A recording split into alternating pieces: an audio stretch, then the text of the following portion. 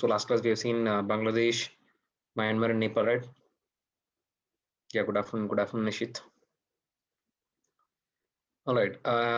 So we stopped with that, right? So today we'll be completing that. Like we'll be completing China and Maldives, the other two countries which are important countries, and so we'll be going through that. So I'm not going to recap at the beginning. So I'll be like having a chart. So we'll be discussing that chart in detail. All right. So that is the reason why I'm not recapping. Usually I used to recap, but today since we're going to recap everything, so I'm not going to do that. All right. So now we'll start with Indo-China border management. So any doubts you have with respect to previous classes, again, you may raise later on. I guess you don't have any doubts. Can we go ahead? Can we go ahead, people? Yeah, sure. All right. So next we'll see India-China management and about the classes like from Monday onwards, like the classes which I have it. So I'll be taking from the online. Sorry, from the classroom. I mean. All right.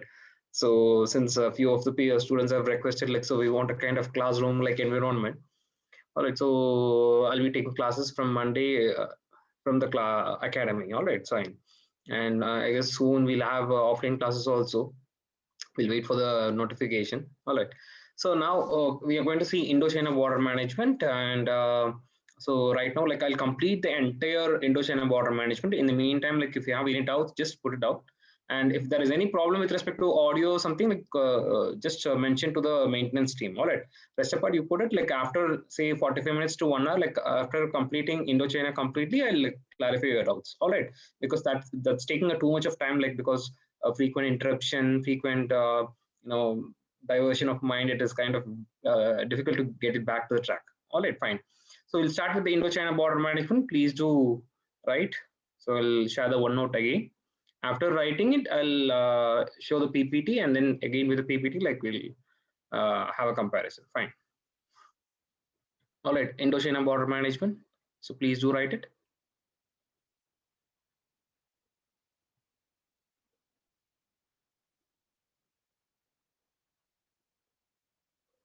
Right on. Indo-China border management.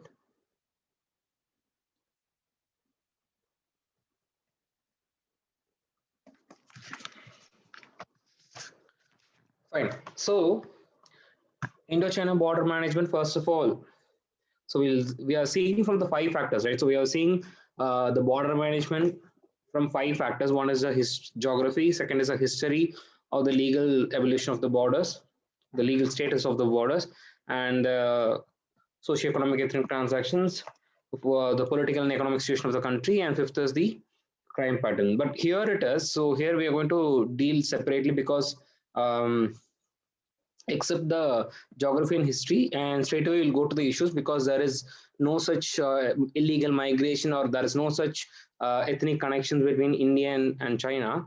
So we'll straight away go with that. So first of all, we have to look into the geography. So we'll look into the geography now. So what exactly the states, first of all? So in the geography, so we'll look into the states. So what are the states which are sharing the borders? All right. So what are the states? And first of all, right. So what are the states which share this border? So here in this case, we are seeing from west, northwest to it's come to northeast actually. All right. So, but the sake of convenience, like I'll write it like this one. So first of all, starting with Ladakh, right? So on the western part, the northwestern part, you have Ladakh, and you have Himachal Pradesh, you have Uttarakhand, then you have Sikkim. All right. Then you have Arunachal. All right. So you see that like for the sake of convenience, we are going to dissect this one. You see, this is called as the western sector, and this is the middle sector, and this is the eastern sector. All right. You see the entire sector, the geography of the entire sector is, it is full of hills and mountains. The entire sector, Indo-China boundary, every state, it has hills, mountains only, not even forest. It's all, you can say there is no sort of vegetation at all. It's kind of deserted situation. So deserted, I mean like it's uninhabited. It is what? Mostly it is uninhabited, meaning what? People are not, mostly they're not staying there. Mostly people are not staying there. The only exception to them is few passes. There are few passes which are there, and passes like Nathula Pass in Sikkim. All right, in between India and China, in the Sikkim border, we have Nathula Pass and also Lipu Lake Pass. This is in Uttarakhand. So these are some passes wherein nearby there is movement of people and goods. The major movement is related to the Kailash Mansarovar Yatra.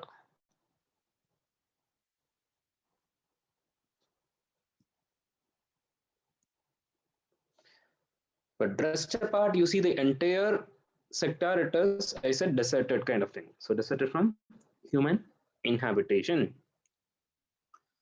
So we can say that Indo-China border, with its geography, it is difficult to manage. So what is the meaning of difficult to manage? I said like it's difficult for construction of physical barriers. Difficult for construction of physical barriers. All right. So the very geography itself problematic. The very geography itself problematic. Understand? So this is point number one, which you have to know that. All right. Okay, next we are going to see the history as well as legal status of borders. Next we are going to see the history and legal status of borders. See, there are other passes, but I'm not going to discuss every pass. These are like, so this is not geography. So, but I'm saying that some of these strategically important passes. There are so many passes wherein they're available. Like these passes are there for as a transport route. All right, but I'm speaking about two specific passes which are kind of very important. So that is the reason why. But there are a lot of other passes also. These are not the only one. Understand? Fine. Now, the second one we are going to see is the history and the legal status of borders. So what exactly have we demarcated the borders? Have we delineated the borders?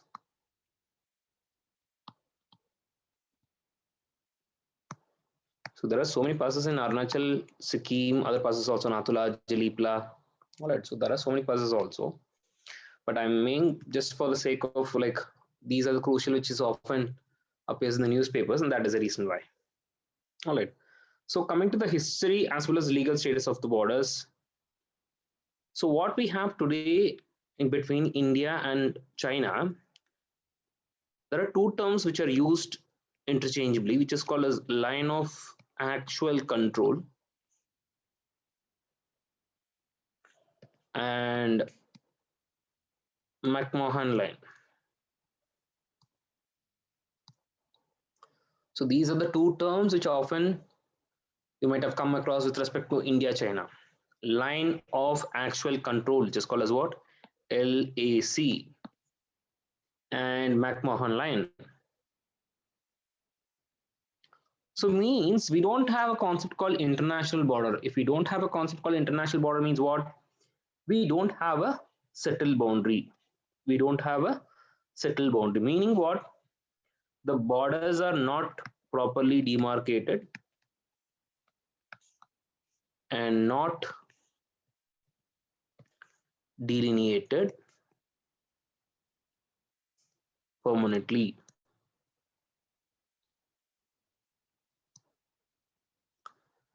So these are, you can see, a temporary line, de facto borders, a temporary borders.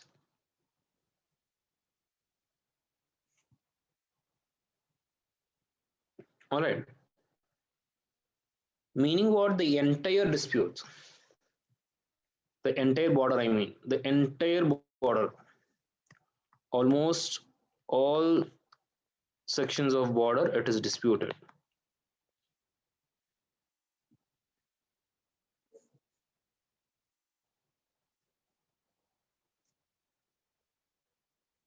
All right. And one more thing, interestingly, you see that like today we speak about line of actual control or McMahon line. These lines actually did not exist with China at the time of independence. These lines did not exist at the time of independence with respect to China, meaning what? So these lines are associated with Tibet actually. So here, listen carefully. So traditionally means at the time of independence, India did not share a common border. India did not share a common border with China. Then how come these lines then? This happened only after the Chinese annexation. The Chinese annexation or occupation of Tibet. The Chinese annexation or occupation of Tibet. So the meaning is India started sharing boundary with China only after China occupied Tibet in 1950. All right, so we'll get to know that like how exactly these things are. So basically we're going to see a kind of a triangle love story or story as such between India, Tibet, and China. All right. So what exactly is the relationship? Why China is after Tibet? Why China wants to occupy Tibet? Why Chinese has annexed Tibet? Why Tibetan people sought India's help? Why there are a lot of Tibetan refugees in India? Why Dalai Lama is in India? And what exactly this relationship caused distress between India and China? This is what we're going to see. Understand? So for learning this one, so we got to look into the timeline of China with respect to Tibet and India. So we are going to look into the timeline of China with respect to Tibet and India. Not the entire Chinese history we are going to discuss about it, but those things which had an impact with respect to borders between India and China. Understand? So this would be helpful for both your prelims also, to an extent mains as well as interview also. So many questions have been asked in interview related to these also. All right. So you see, by 1906, the first by 1906, through a series of agreements starting from 1870s till 1906, the border between British India and the Chinese under Qing dynasty or Qing dynasty as it is pronounced. This is China. And Sikkim, which was an independent country, a British protectorate. We'll discuss that Sikkim protectorate under Northeast Insurgency. All right, so the boundaries between British India and China, China and Sikkim, British India and Sikkim, all were kind of, you see, demarcated. So these boundaries were demarcated. All right, so these boundaries were demarcated. So I'll put it in maybe a proper manner.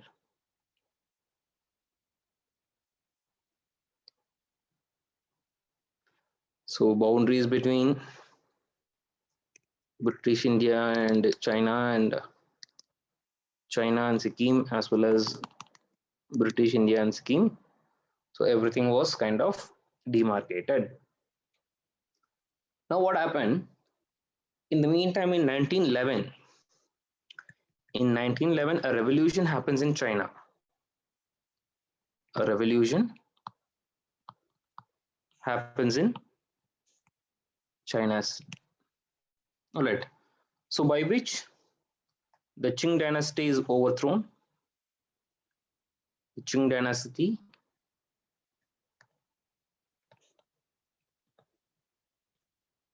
it is overthrown. Now there becomes Republic of China. So China from monarchy becomes a republic. China from monarchy becomes a republic. So what is the meaning of republic? So head of the state is elected. This is what in India, every time, right? If the head of the state is elected, so for monarchy, it's kind of a democracy. All right. Now, the next major event with respect to India happened in the year 1913. You see what? After this revolution, so there are few states, that is provinces in China, they started declaring independence on their own. They started declaring independence on their own. So that is nothing but called as unilateral independence. Unilateral independence. So what is the meaning of unilateral independence? Declaring independence on their own. So one such province or county which did this, the region of Tibet. So by 1913, Tibet declares unilateral independence and independence on its own. So Tibet was one of the provinces or a county or a state, what we call in India, as a part of Republic of China. So they declared independence from the Republic, and definitely what will happen, this will it be accepted? This is not accepted. This was not accepted by the Republican government. This was not accepted by the Republican government. Now British India senses an opportunity. What is that opportunity? You see, British India was very good in divide and rule policy, right? And similarly, whenever they sense an opportunity, now they want to renegotiate the borders. You see, already they have settled the borders across British India and China and Sikkim, right? Now, since China is kind of in turmoil, there's kind of problem, civil war kind of things happening after the revolution. So British India wants to renegotiate the borders because most of British India and Chinese, or you can say that Qing dynasty's territory was because of Tibet. So now Tibet has declared independence. They want to renegotiate the borders. So by 1914, what happened? By 1914, so British India, they renegotiate borders. So British India, they renegotiate borders with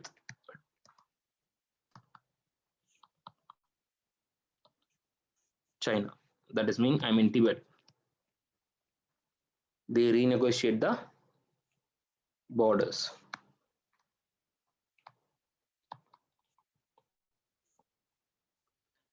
And this border, it is known as, so this was the first time, so it was called as what? McMahon line. So McMahon line came into existence. So this is actually between whom and whom? This McMahon line is between British India and Tibet. It's not between China, British India and Tibet. But the interesting thing is in this, even China was part of it. Even China was part of this agreement. So this agreement was called for China as well as Tibet, but China did not agree to that. So here, China did not agree to that. So this basically ultimately it was called as what? Anglo-Tibetan Conference. Even though China was invited, they did not agree to the agreement. So it was called as Anglo-Tibetan Conference, which held at Shimla, which was held in Shimla. So I said in this Anglo-Tibetan Conference, this McMahon line, it is not accepted. So already they did not accept the independence, right? Unilateral independence. So they said like no. So already they are not accepted the independence. How come they renegotiate the borders with Tibet? Tibet is still integral part of China. So not accepted. This McMahon line was not accepted by the Republic of China. Understand?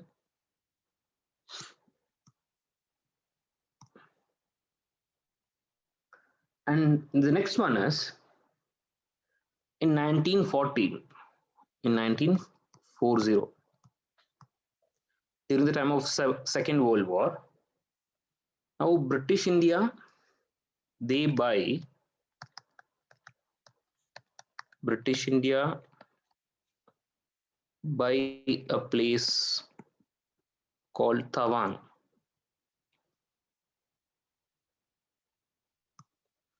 So where is Tawang? Tawang is in today's Arunachal Pradesh.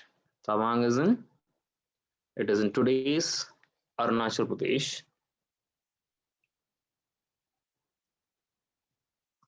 And this was bought from Tibet. So British India buys Tawang from Tibet.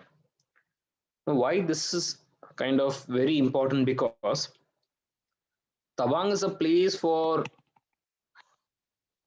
it is a significant place for Tibetan Buddhists, because even today you have the largest Tibetan shrines there. So it is very important center for Buddhist, especially Tibetan Buddhist. But the reason why British has bought it, that is for extra defense. This is for extra defense to counter Japanese invasion. So you see at that time, like Japan was fastly invading the Asian countries, and that is the reason why. But the significance of Tawang, I said, even till today, like China claims Arunachal Pradesh. Even till today, China claims Arunachal Pradesh. They call Arunachal Pradesh as Southern Tibet. They call Arunachal Pradesh as what? China claims Arunachal Pradesh as Southern Tibet. All right. So this is what. So as a strategic importance, they have bought it. Nothing more than that. But see, it is a very important cultural center. Understand? So this is the significance of Taiwan. All right. And next, in the year 1947. So next happens in the year 1947. So soon after independence, India and Tibet, they make McMahon Line as the official border. They make it this as an official border after independence. Soon after independence, they were demarcating the borders, right? Pakistan with respect to East Pakistan, West Pakistan, Nepal, etc. So they made this as an official border with Tibet. Understand? And the next one is in the year 1949. And the next event happens in 1949. So now there is a communist revolution in China. Now there is what? A communist revolution happens in China. So communist revolution happens in China under or People's Liberation Army. People's Liberation Army is the army of the communist. People's Liberation Army is the army of the communist. They take power, they take control of China, and they rename Republic of China to People's Republic of China. They rename Republic of China to People's Republic of China. And the actual Republic of China, what they used to do, they went to Taiwan. So it was a government in exile kind of thing. So they went to China, Taiwan. So Republic of China people, they claimed this is the one in Taiwan is the real China, not the PRC. So fine, this is what happening, but that is Chinese affairs. We don't want to meddle up. All right. So this is what happens as because of the communist revolution, it becomes People's Republic of China by 1950. By 1950, what happens? The People's Republic of China, its army, that is People's Liberation Army. People's Liberation Army defeats and occupies Tibet. It defeats and occupies Tibet. All right. So even though forcefully they did it, by 1951, they entered into an agreement. The People's Liberation Army, after defeating Tibet, the People's Republic of China, the People's Republic of China and Tibet, they entered into an agreement which is called as 17-point agreement. Which is called as what? 17-point agreement. According to this agreement, basically what it did, it formalized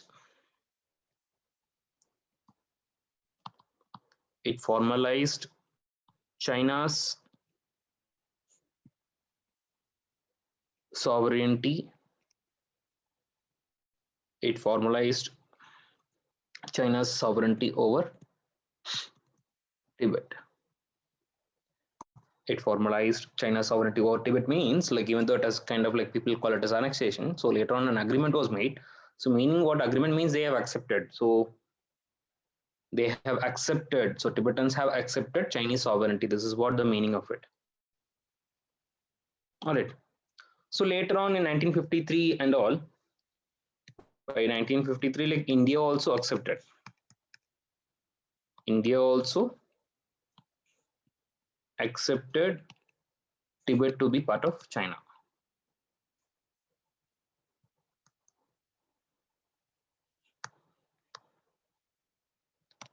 All right. So provided they given Chinese give autonomy, so they said like they will support the stand of China. Understand?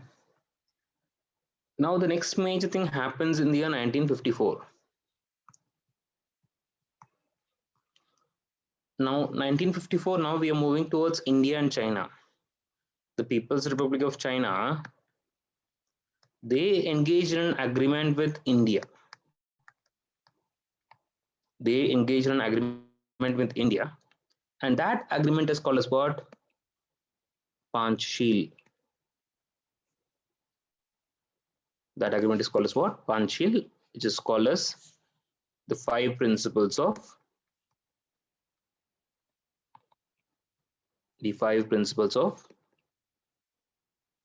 peaceful coexistence. The five principles of peaceful coexistence. One among such principles is, so we are not going to deal every five principles, that maybe it's relevant in bilateral, but not everything. The third of the such principle, out of that, the third of that is mutual non-interference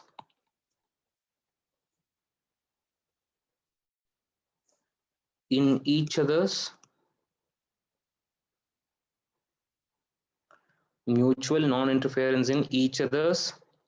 internal affairs.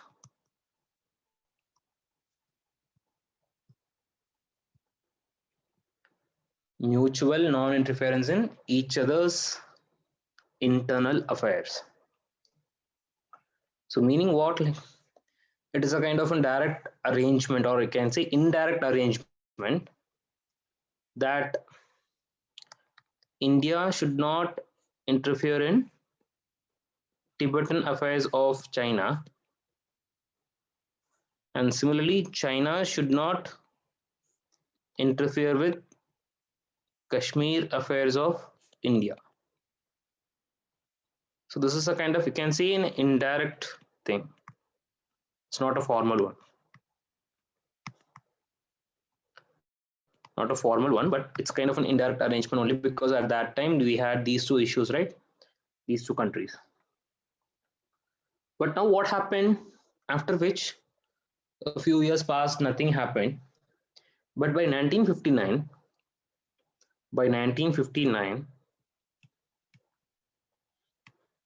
there happens an uprising in Lhasa.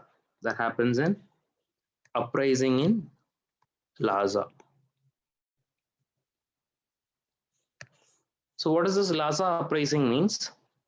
Lhasa is the capital of Tibet.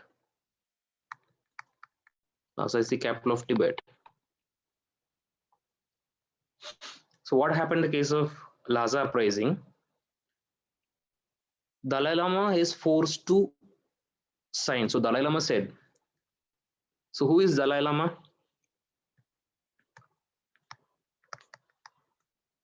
Dalai Lama, he is the spiritual as well as political head of Dalai Lama, is spiritual and political head of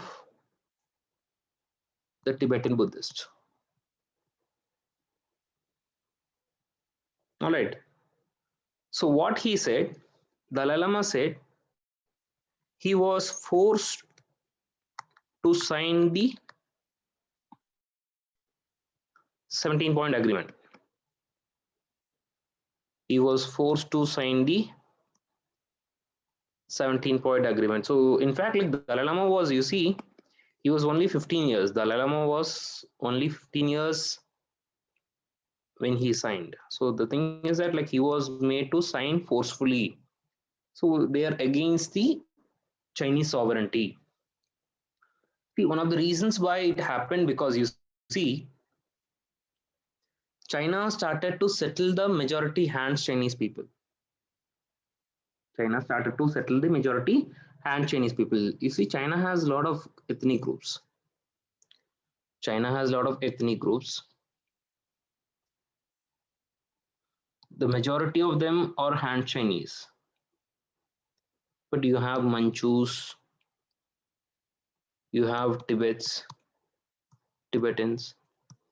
you have Mongols. All right, there are a lot of groups. You have the Uyghurs.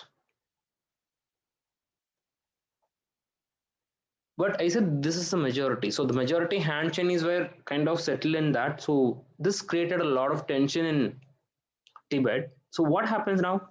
Dalai Lama, after refuting this one, so he fled to India. So he fled to India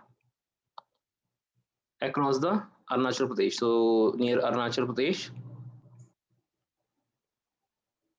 on the eastern sector. So he fled to India. And finally, he was given a place. So he was given a place called Dharamshala. He was given a place called Dharamshala in Himachal Pradesh. Remember this McLeodganj? That is a beautiful cricket stadium.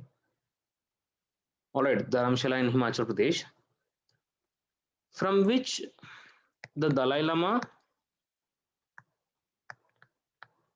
he runs a government in exile. He runs a government in exile. Government in exile. What is the meaning of government in exile means? So if Dalai Lama was governing the people of Tibet from Tibet, then it is a proper government. But if he is governing the people of Tibet from outside that country, outside Tibet, he is right now in India, right? So that is the reason why it is called as what? Exile. So he is governing the people of Tibet from away from Tibet in India. That is the reason why it is called as a government in exile in India. All right. So this is what even today you have that.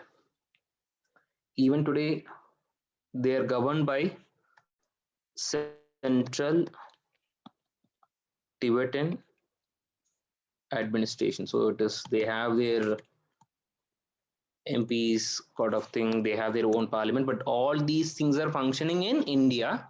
So they are kind of looking after the affairs, like even though it is physically not possible to go and then do that, but for those Tibetans, so this is basically governing those Tibetans across the world outside Tibet actually.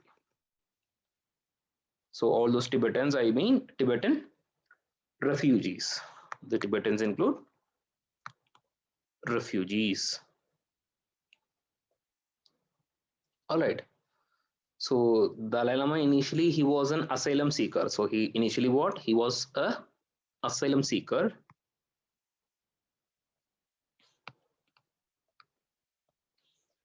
Later on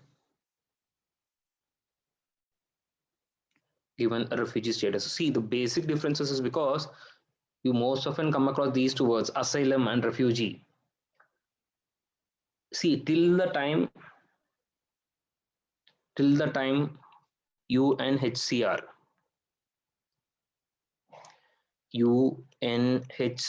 what is UNHCR? United Nations High Commission on Refugees. United Nations High Commission on Refugees. All right. So for instance, any Tibetan people come in, they will find out whether Tibetans really have the fear of persecution. We have seen the definition, right? 1951 definition of refugee from refugee convention. So if Tibetans, they do really have the fear of being killed because of nationality or because of any political opinion, so till the time this is you can say a temporary. All right, this is a temporary. Once it is the refugee status is permitted, so once if it is proved, once it is proved he or she is suffering or not suffering, like, or there is a fear of persecution, then he or she will become a refugee officially. So kind of a permit, specific rights are provided to refugees. Understand? So now they will be covered under the convention. So basically, asylum seeker is a stage just before the refugee. If the grounds on which asylum seeker says that like I need a refugee in your country, so they will be given the refugee status. It's kind of a status, and prior to that, it is called as what? Asylum seeker. So it's basically a recognition. Refugees, once it is recognized, they become a refugee. And now this angers like, so since India gave a place to govern for the Tibetan Buddhists, now what happens? This angers China, and China says that like this is against the principle of Panchil. This is against the principle of Panchil. All right. So from starting from 1960 till 1962. So even though the war was very short period, so by 1960 they started laying roads in the Indian territory.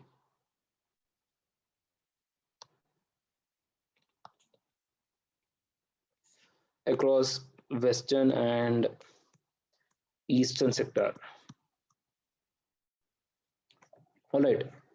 So basically by 1961, 62, by 1962, you see China occupied these territories. China occupied that. China occupied these territories, which is, I said, Aksechin in the western sector.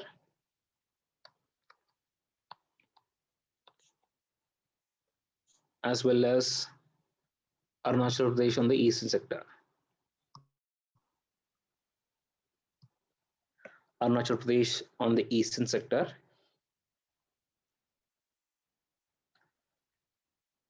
So they basically crossed McMahon line. They crossed McMahon line. All right. And they occupied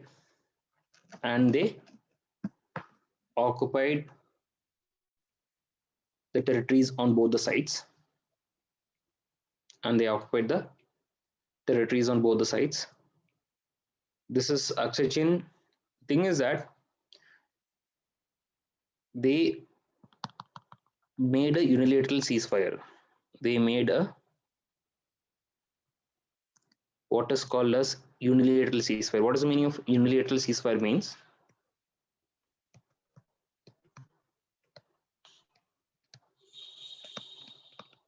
So unilaterally stopping the war. So China stopped the war on its own.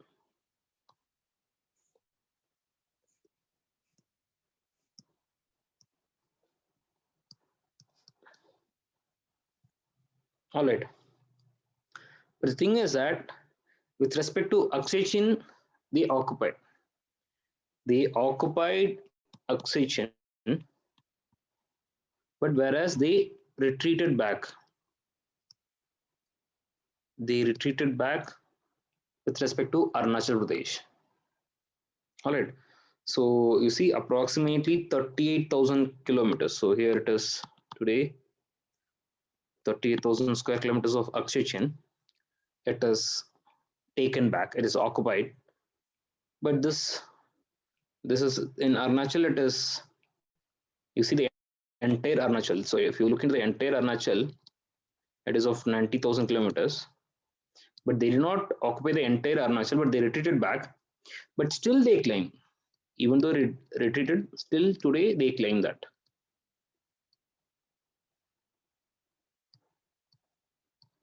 Still today they claim that. Understand? But the thing is that like this 30,000 square kilometer, it is largely uninhabited. It is largely uninhabited. So no such people. It is kind of desert only, the cold desert only, but still it is a strategic location. This is what the position is. You see, after the war, like after this unilateral ceasefire, so India is not part of this stopping of war. You see, unlike in 1949 with respect to Pakistan and India entered into ceasefire agreement. That is an agreement. Here it is unilateral ceasefire. That is the reason why I don't call it as an agreement. But thereafter, what happened? Soon after the war in 1963, soon after the war in 1963, after this war got over, I mean, in 1963, this there is an agreement which is called as which is between China and Pakistan, which is called as the China Sino-Pakistan Boundary Agreement.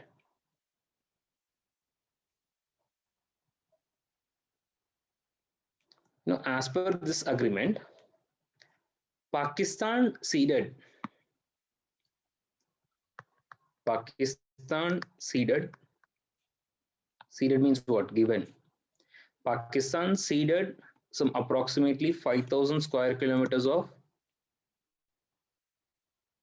Pakistan occupied Kashmir to China.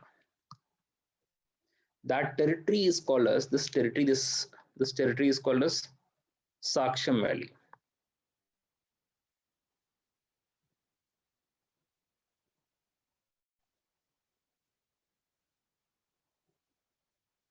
This is called as what? This S won't come.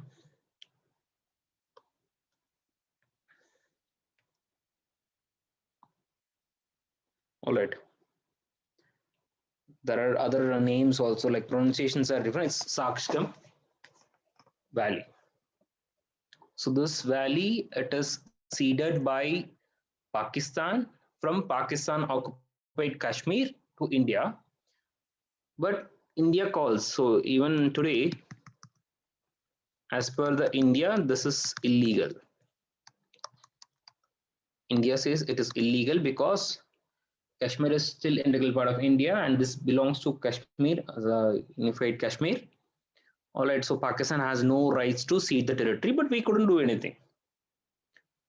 Thing is that we couldn't do anything. This is what the reality is. All right, this is what the reality is. Now, today we have this line of actual control, right? So this name, it came in the year 1993. So 1993, after all these things, in between we had clashes in 1967, 1986 and all. But it was in 1993. So both China and India, they sat and then they decided they'll have something called line of actual control. Line of actual control. So meaning what? There is no, this is no a commonly delineated agreement. All right. This is not a commonly delineated boundary. This is nothing but both the sides, they have to maintain as per this line of actual control, the 1993 agreement. As per this agreement in they did not demarcate the borders. Understand? They did not demarcate the borders. There is no agreement between delineation of borders. So what they said, whatever the positions, you maintain that. All right. So both have to maintain, both India as well as China has to maintain peace and tranquility across this area. So basically, whatever is their respective positions, they have to stay. So they have to stay along the respective positions. They have to stay along with the respective positions. And that is the reason why I said, like, so when there is no demarcation, when there is no delineation, when there is no common agreement between these two, demarcation and delineation, now what happens? You find no fences, you find no pillars, all you have what is they call as telltale signs. All they have what is called as telltale signs. Now, what is the meaning of this telltale signs means? What is the meaning of this telltale signs means? The India and border, China border, it is marked with, you see, a piling up of stones, dresses, dresses of the guards, all right, and waste particles like cigarette packets, bottles, liquor bottles, water bottles, all right.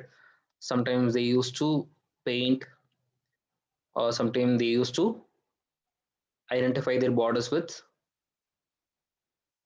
the flag post. This is how. So in those areas, it is identified. So both Chinese as well as Indian people, they used to put a kind of a symbolic gesture. That is what called as telltale signs. That is what called as telltale signs. Understand? So this is what basically understand. All right. This is what basically between India and China boundary today as such. You don't find fillers, you don't find fences also. All right. Now, the next one is the next one we have to see is not about the issues, not about the socio-economic ethnic connections, because we don't have such an ethnic connections. We have not opened up economy. So we have opened up borders across Nathula Pass and all for transactions, economy, trade and all. But that is not kind of significant. It's kind of creating problem. But we directly go with the issues as such, because here the Tibet is the focal point, right? So the next one we are going to find out why China is so much after Tibet. The next one we have to see why China is so much after Tibet. So what is basically China's interest over Tibet? What is basically China's interest over Tibet? And the first reason is because of the strategic setting of Tibet. Because of the strategic setting of Tibet. See, Tibet is important in various aspects. Number one, Tibet is rich in minerals. Tibet is rich in minerals. So it is a storehouse, or you can say warehouse of minerals. All right. It is said that Tibet accounted approximately 40% of the total mineral reserves of China. All right. So Tibet accounted for approximately 40% of the total mineral resources of China. You see, Tibet means plateau. Plateaus are rich in minerals, is it not? India, Chotanagpur Plateau, Deccan Plateau. All right. Even if you take this name, Tibet in Chinese, it is called as Zizang, which translates into Chinese as Western Treasure House. Western Treasure House. This is the significance first thing. All right. Number two is about the control of water resources. So what exactly is?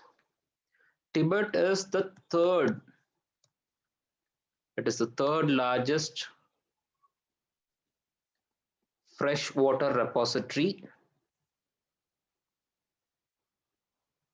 It is the third largest freshwater repository after the poles, that is the North and South Pole. All right. So these, I say like the Tibetan glaciers, no? The Tibetan glaciers, they are the third largest. It's also called as the third pole, right? So it's because of the fresh water which is available.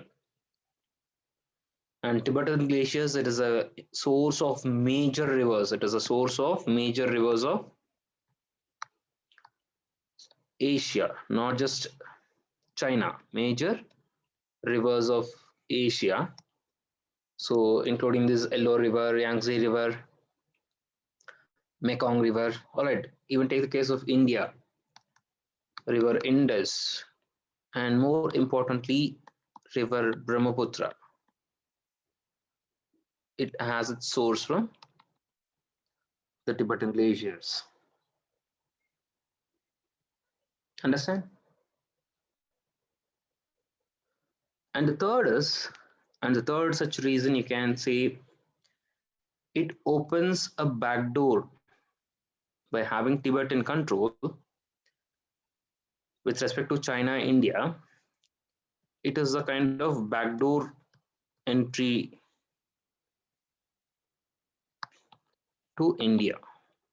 Backdoor entry to India. So if you look at the map, like see, if Tibet was initially a buffer. Tibet was what? Just I'll draw a rough thing. See, Tibet was a buffer between China and India. When Tibet was independent, it was a buffer. Buffer means what? Something in between, right? So if China has to access India, so they have to either, mostly they have to come like this one, or through Pakistan. But mostly this is what, right? So they have to come through South China Sea.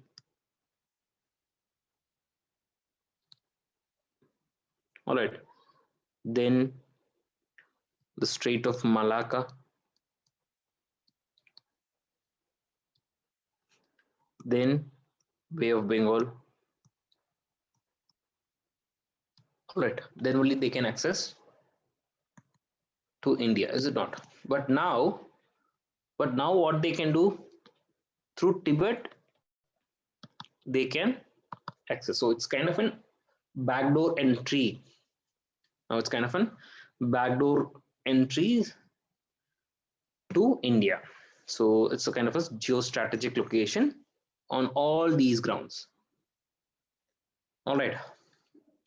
But even though they perceive to be like historically, Tibet was under the Chinese monarchy for almost 1500 years. So that is the reason why we are claiming it. So that is what China says. But more than history, more than the historical ties, it's more a strategic one. It is more a strategic one. Understand? Now we have to find out why. Next one, we have to find out why India is concerned about it. Why India's concerns over Chinese occupation of Tibet.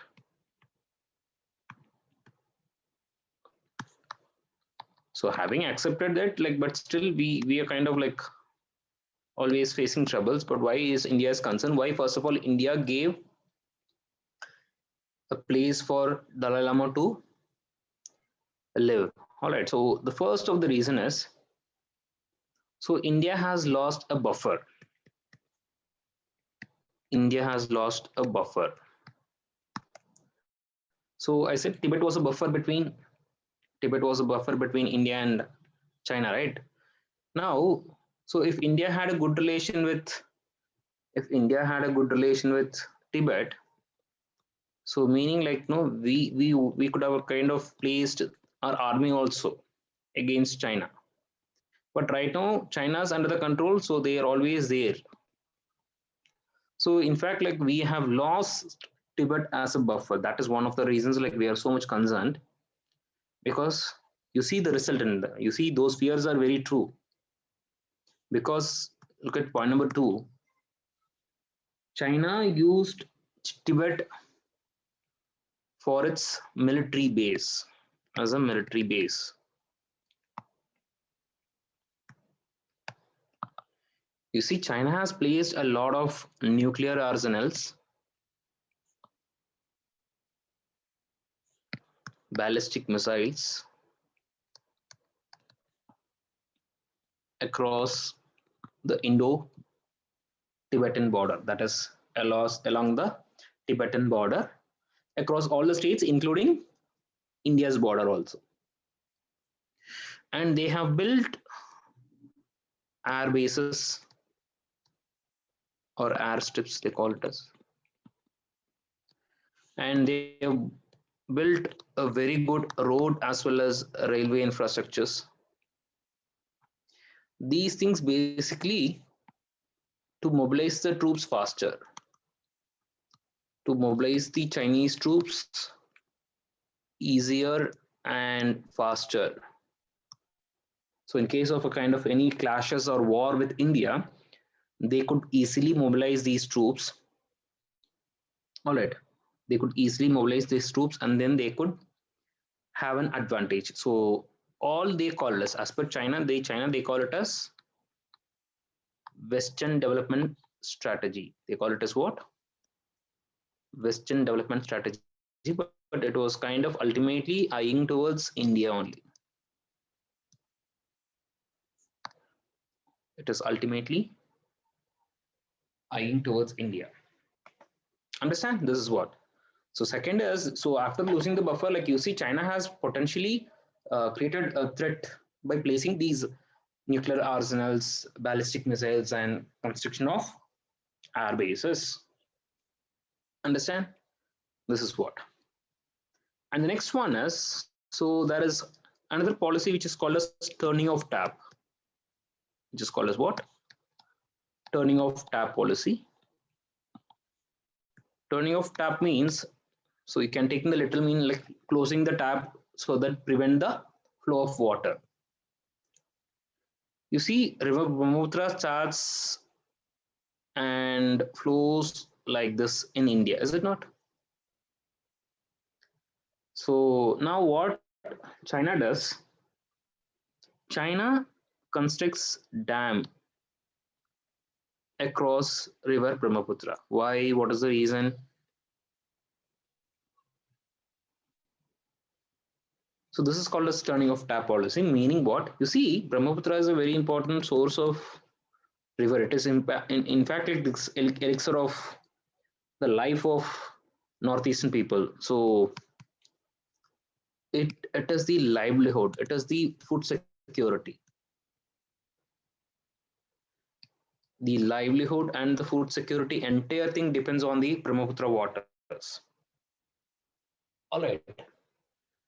You see, normally the lower states, the states wherein the finally river thing, so it's called as lower riparian states. You see, Brahmaputra is in, say, first of all, like it starts from China, then flows through India, then to Bangladesh. So these are called as what? Lower riparian states.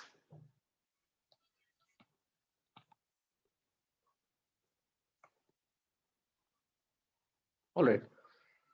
So that is the lowest actually Bangladesh. So Bangladesh has more rights than India, and India has more rights than China. So China, if they want to construct any dam or they kind of cut off the supply, so they have to get the permission, seek the things from India and Bangladesh. This is what normally, but what they used to do, they say like, okay, it is only for hydel power projects. We are not kind of storing water and diverting water for any other purposes. That is what China's stance is. But you see, most of the times they used to cut down the flow of river and the lean season. Lean season is winter. They used to cut down that, and in the time of monsoons, in the flooding comes, like they directly release it along with the. You see, those deposits are there, right? And this is kind of creating troubles within the northeast because of, so they could easily create a chaos in northeast. This is what the meaning is. This is what the meaning is. So these are some of the concerns we have because of Chinese occupation over Tibet. These are some of the concerns we have because of the Chinese occupation over Tibet. All right. And next we'll go through the issues already. Fine. So we'll go to the issues as such directly. What are the security issues related to Indo-China border management, and how exactly China influences the India's security concerns threat. All right. And the number one, the major one, it is called as incursion. So we have discussed the meaning of incursion before, right? So incursion means what? Crossing the borders. Incursion means what? Crossing the borders. So act of crossing the border. But it is not a merely crossing the border, but after crossing the border, there might be three possibilities. They might just deploy the troops. All right. They might just deploy the troops, and that is called as a military standoff. That is called as what? A military standoff. So an incursion may be resulting in a standoff. As such, standoff means, like, you see, this happened in the year 2000. This happened in the year 2017 in this place called Doklam. In place called Doklam. So Doklam is that is the tri-junction between India, China, and Bhutan. Doklam is in the tri-junction. You see, for 70 days, for 70 long days, both India and China, they deployed the troop, but nothing happened. No clash, no death, no fight happened. So that is the reason it is called a standoff. But that is still incursion because China has entered into territory of India, but not exactly India in this case because it was near to the Bhutanese territory. All right, fine. This is a standoff. And it may result in, next to standoff, it may result in what is called as a military clashes. So military clashes, example wherein there is actual fighting. There is actual fighting. The recent 2020 Galwan Valley issue. The Galwan Valley, right? This is where, this is near Ladakh. This is near Sikkim actually. So it is not that standoff has happened only once. Clashes has happened only once. Clashes has happened in 1967 in Natula. In 1986, there was a standoff in Arunachal Pradesh. All right, Wangdungla. So there are so many such things, but I don't want to focus on so many things. Like, I want to give an example for each of these things. And the next one is, it can be a military war. So why do I say specifically? Because people should not confuse, this is done by some other militants. It's military here refers to the Chinese army. All right. So you see, military, I said, like this we had in the year 1962, both in the western and eastern sector. It's not Ladakh also, as well as Arunachal also. All right, this is what. So this is the most direct issue in the case of India and China. This is the most direct issue with respect to India and China. And especially if you look into the map, like, so I'll just try, like, why especially, you see they're claiming Arunachal Pradesh because they call it as southern Tibet, 90,000 kilometers, and already they are occupied accession. They're kind of, again, they want more territory, and especially in the middle territory, or in the kind of middle, like I just give a rough diagram. You see what happened in this middle.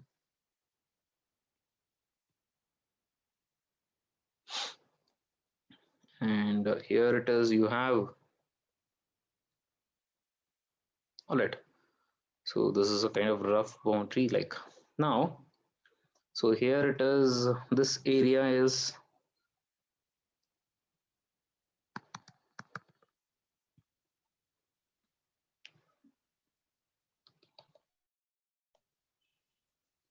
so here you have,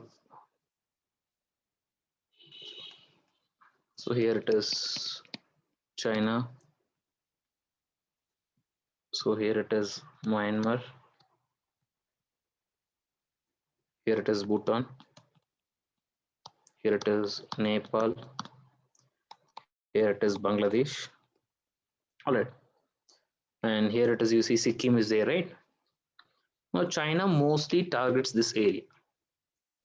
China mostly targets this area. Why? Because I said in 2017 also Doklam. Because here is a place which is called as what? This is called as Siliguri corridor. This is called as what? Siliguri corridor. Now, what is the meaning of this corridor? Siliguri is a place in Darjeeling, West Bengal. Now, it's called as chicken's neck. It is called as what? It's also called as chicken's neck. Why it is called as chicken's neck? Because of its narrowness. Because of its narrowness. You see, between these 2 points, the distance is less than 22 kilometers. It's a very narrow boundary. Because of its narrowness, it is called as chicken's neck. So China wants to choke this point.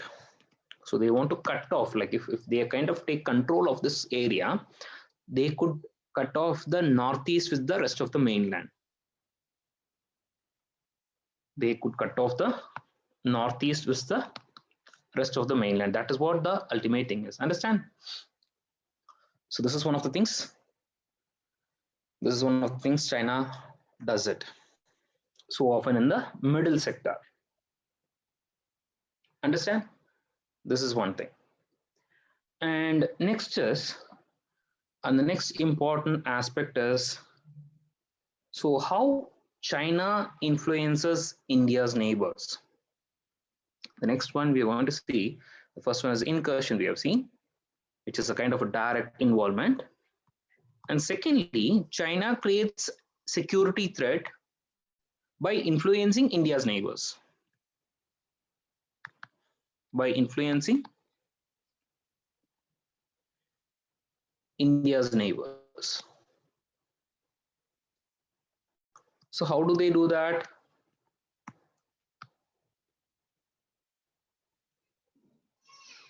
How do they do that? So the best example is, the first example is about Doklam. So Doklam, it's about what? It is kind of, Doklam, it's mostly they targeted Bhutan. They targeted Bhutan. All right. So by threatening a smaller player, Bhutan is, you see, they consider to be all-weather friend of India. They consider to be all-weather friend of India. You see, President Prime Minister Modi, when he won the elections, the first country he visited was Bhutan as a part of neighborhood policy, because Bhutan is an all-weather friend. You see, Bhutan, we have good relations. Even if you clear the examinations, if you attend this LBSNA program, your foundation course, right? Lal Bahadur Shastri National Academy for Administration, they will be training. They'll get the training along with you. So the Royal Bhutanese people, the services, they'll get the training. India is providing the training to them. So we are kind of having a friendship like of historical nature, like so we have opened up the borders also. But that is the reason why you see a small player, like they want to try. So they want to try the middle sector by creating troubles with Bhutan, how India reacts, how the international community reacts. All right. So they do something like this also. On the other hand, like take the case of Pakistan. Take the case of Pakistan. They do support Pakistan on many occasions. And especially with respect to what is called as state-sponsored terrorism. You see, India accuses Pakistan of state-sponsored terrorism, right? So what is the meaning of state-sponsored terrorism? Where Pakistani army or Pakistani government, so through its agency ISI, we have given the example, right? Through its agency ISI, Inter-Services Intelligence, they kind of sponsor terrorism, especially in the Kashmir separatist. They give money to the Kashmir separatists to fight against India, right? So that is, you see, kind of called as state-sponsored terrorism. So China supports that.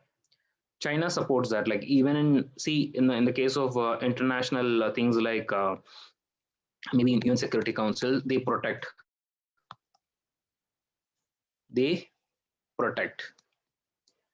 Pakistan through using veto powers. So if someone brings a resolution against Pakistan, that will be done. For instance, I can give you one more example. The case of Masood Azhar. Case of Masood Azhar. Masood Azhar is, he is the head of Jaish-e-Mohammed. You see, India so many times tried to put under the UN Security Council designated list of terrorists. India, so many times, at least 4 times it was. India 4 times they proposed the name of Masood Azhar, because Masood Azhar, like if at all he is designated as UN Security Council designated list of terrorists, so his funding transactions movement will be curbed. His funding, those things will be curbed. We'll see that in terrorism chapter detail. So what happened? India tried to put this person, because he is responsible for so a lot of instances in violent terrorist bombings in India. So India wanted to put him under this list. But you see, every time when India tries, China denies that. So China uses veto and then denies that. So they say it's a technical issue, technical hold. So they kind of indirectly support. That happened with respect of Pakistan. You see, but you see, Pakistan doesn't speak about these things like Uyghurs are the, I mentioned about Uyghurs right already. Uyghurs are whom? They are the minority, Muslim minority in Xinjiang province. So there is a termination camp. All right, so many things happening in that, like the rights are kind of taken away. All right, the religious rights are taken away. But you see, Pakistan always criticizes about India, but they never speak about China. That is what I call the contradiction is. The Islamic Republic of Pakistan speaks about secular India, and a communist China speaks about democracy being failed in India. All right, so that is what, like, you see, like they don't have any rights. When asked about these things, like, so you are speaking about plight of Muslims in India, what about the plight of Muslims in China? They say like, no, that is something like we have to discuss. The question was put to Imran Khan. So what he said is that like that we'll discuss within the four walls. That is a small private issue. That is a sensitive issue. If that is a sensitive issue, so is Kashmir also. In fact, like we are brothers, so we have to discuss, settle that. Like maybe we'll have to wait and watch right now what General Bajwa says. Like, so Bajwa has kind of signaled a white flag. Let us wait and watch what happens. I don't know what is the reason why, what is the intention behind that, but this is also, so you see, kind of directly or indirectly they're influencing the neighbors. All right, fine, this is what. And definitely we should like mention about the Chinese debt trap. The third one is Chinese debt trap. So what is the meaning of this Chinese debt trap?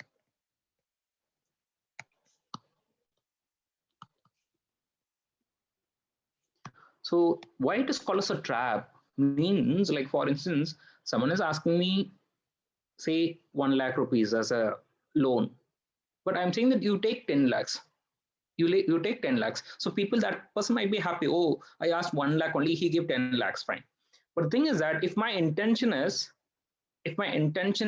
to take his property, so I've taken his property as a collateral, but I should think when I'm giving a loan whether he would be able to repay it, whether he would be able to repay it. But the thing is that like why I'm giving a lot of money, so that he won't be unable to pay, so that I'll get back that, I'll take that property, so I'm eyeing on that property. This is what the basic of Chinese debt trap is. Take the case of Sri Lanka. In the case of Sri Lanka, they built this Hambantota port. They built what? Hambantota port. So Sri Lanka initially denied, like why we have Sri Lanka, why we in Colombo port, why we need that. But kind of China, they kind of entered into agreement. But you see, Hambantota port, it is an economically failure. It is economically unviable. It is economically unviable, as a result of which it became a complete disaster. So now what happened, as a result of which Sri Lanka unable to repay the debt, it has given that as lease to China. It has given that as a lease to China. Now, how does it matter to us? How does it matter to us? Because there is a possibility that these places are turning into bases. These places are turning into bases, meaning what? There is likely that Hambantota port could become a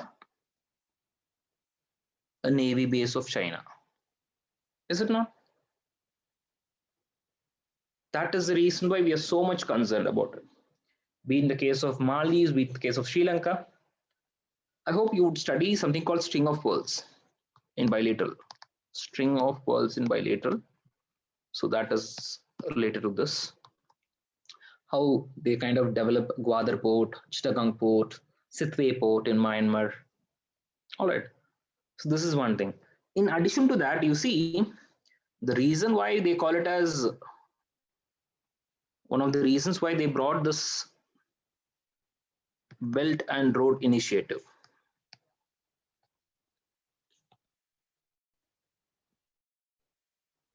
or which is also sometimes known as One Belt, One Road Initiative. So initially, China was signing into agreements with all the countries bilaterally.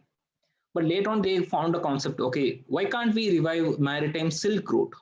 Why can't we revive the Silk Route of ancient trade route?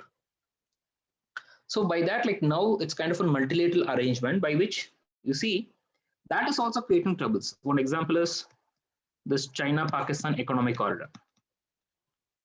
China-Pakistan economic corridor. This China-Pakistan economic corridor starts from Kashgar and it ends in Gwadar port. Now, why does India is opposing? Even though India is kind of benefited, why India is opposing? The reason is because it is passing through. This is passing through. It is a subset of OBOR only. It is a subset of OBOR only. The problem why India opposes it because it is passing through. It is passing through Pakistan occupied Kashmir. Since it is passing through Pakistan occupied Kashmir, India says that it affects India's sovereignty as well as territorial integrity. It is affecting India's sovereignty as well as territorial integrity. All right, so this is one of the reasons why we are opposing it, even though we are kind of benefited because of it. All right.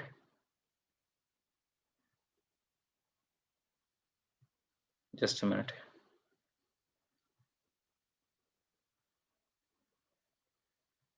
Fine. This is what.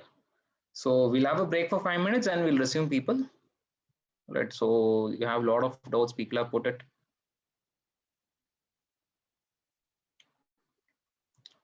I'll clear all the doubts. Humbatota port. Effective, it's not required right now. All right. So we'll have a break. You go and come. I'll answer all those things. Fine.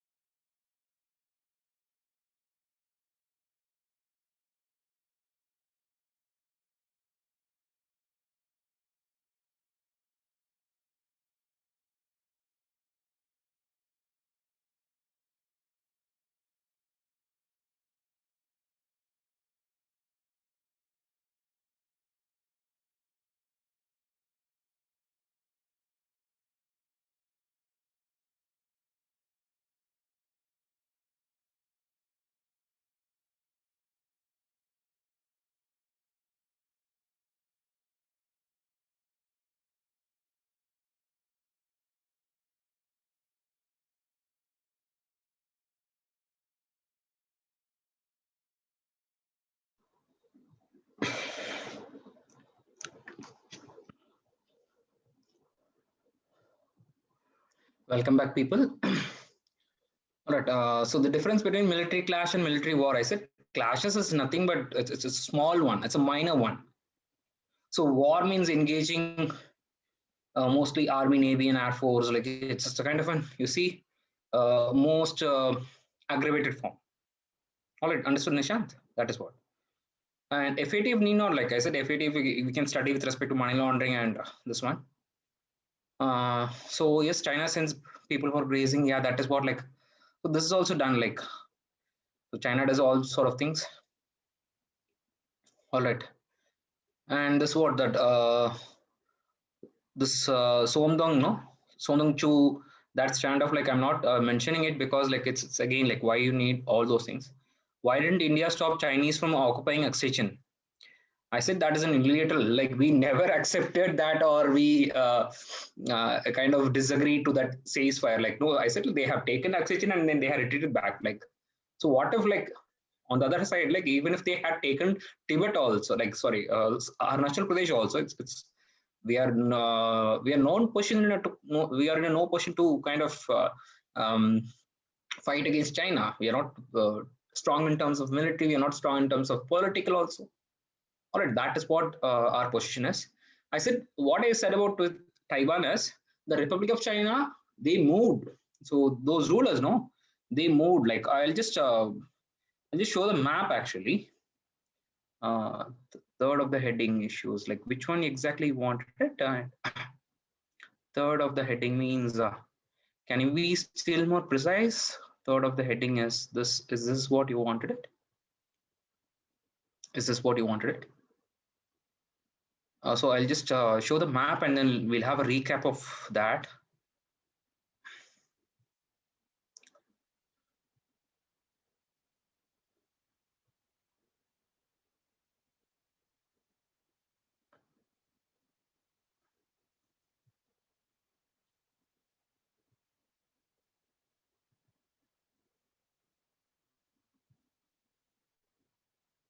Third subheading under the issues. Okay.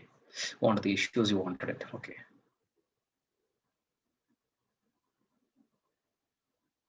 This is the issues. This is the third one, right? This is what you want. Chinese debt trap only, right? Fine. All right. So in the meantime, like so after completing, you just let me know. Have you gone through the third subheading and so that I'll share the PPT of China. So we'll recap.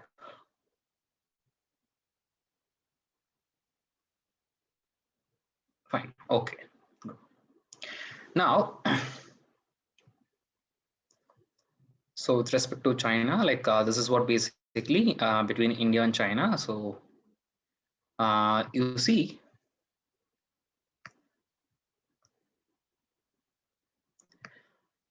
so between this border management between elephant and dragon. So how exactly we have seen like this is what exactly mostly if you see from Ladakh till Arunachal Pradesh, it's full of you see hills and those areas, those border areas. I said it is uninhabitable. Fine. This is what, and this is what I call as telltale signs. Look at these people.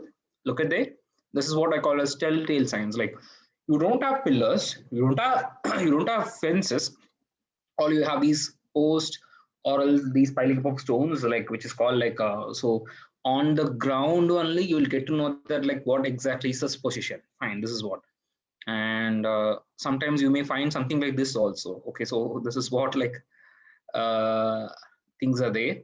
So all these sectors, the western sector, the middle sector, as well as the eastern sector, all three sectors are in troublesome. So that is what you have to know.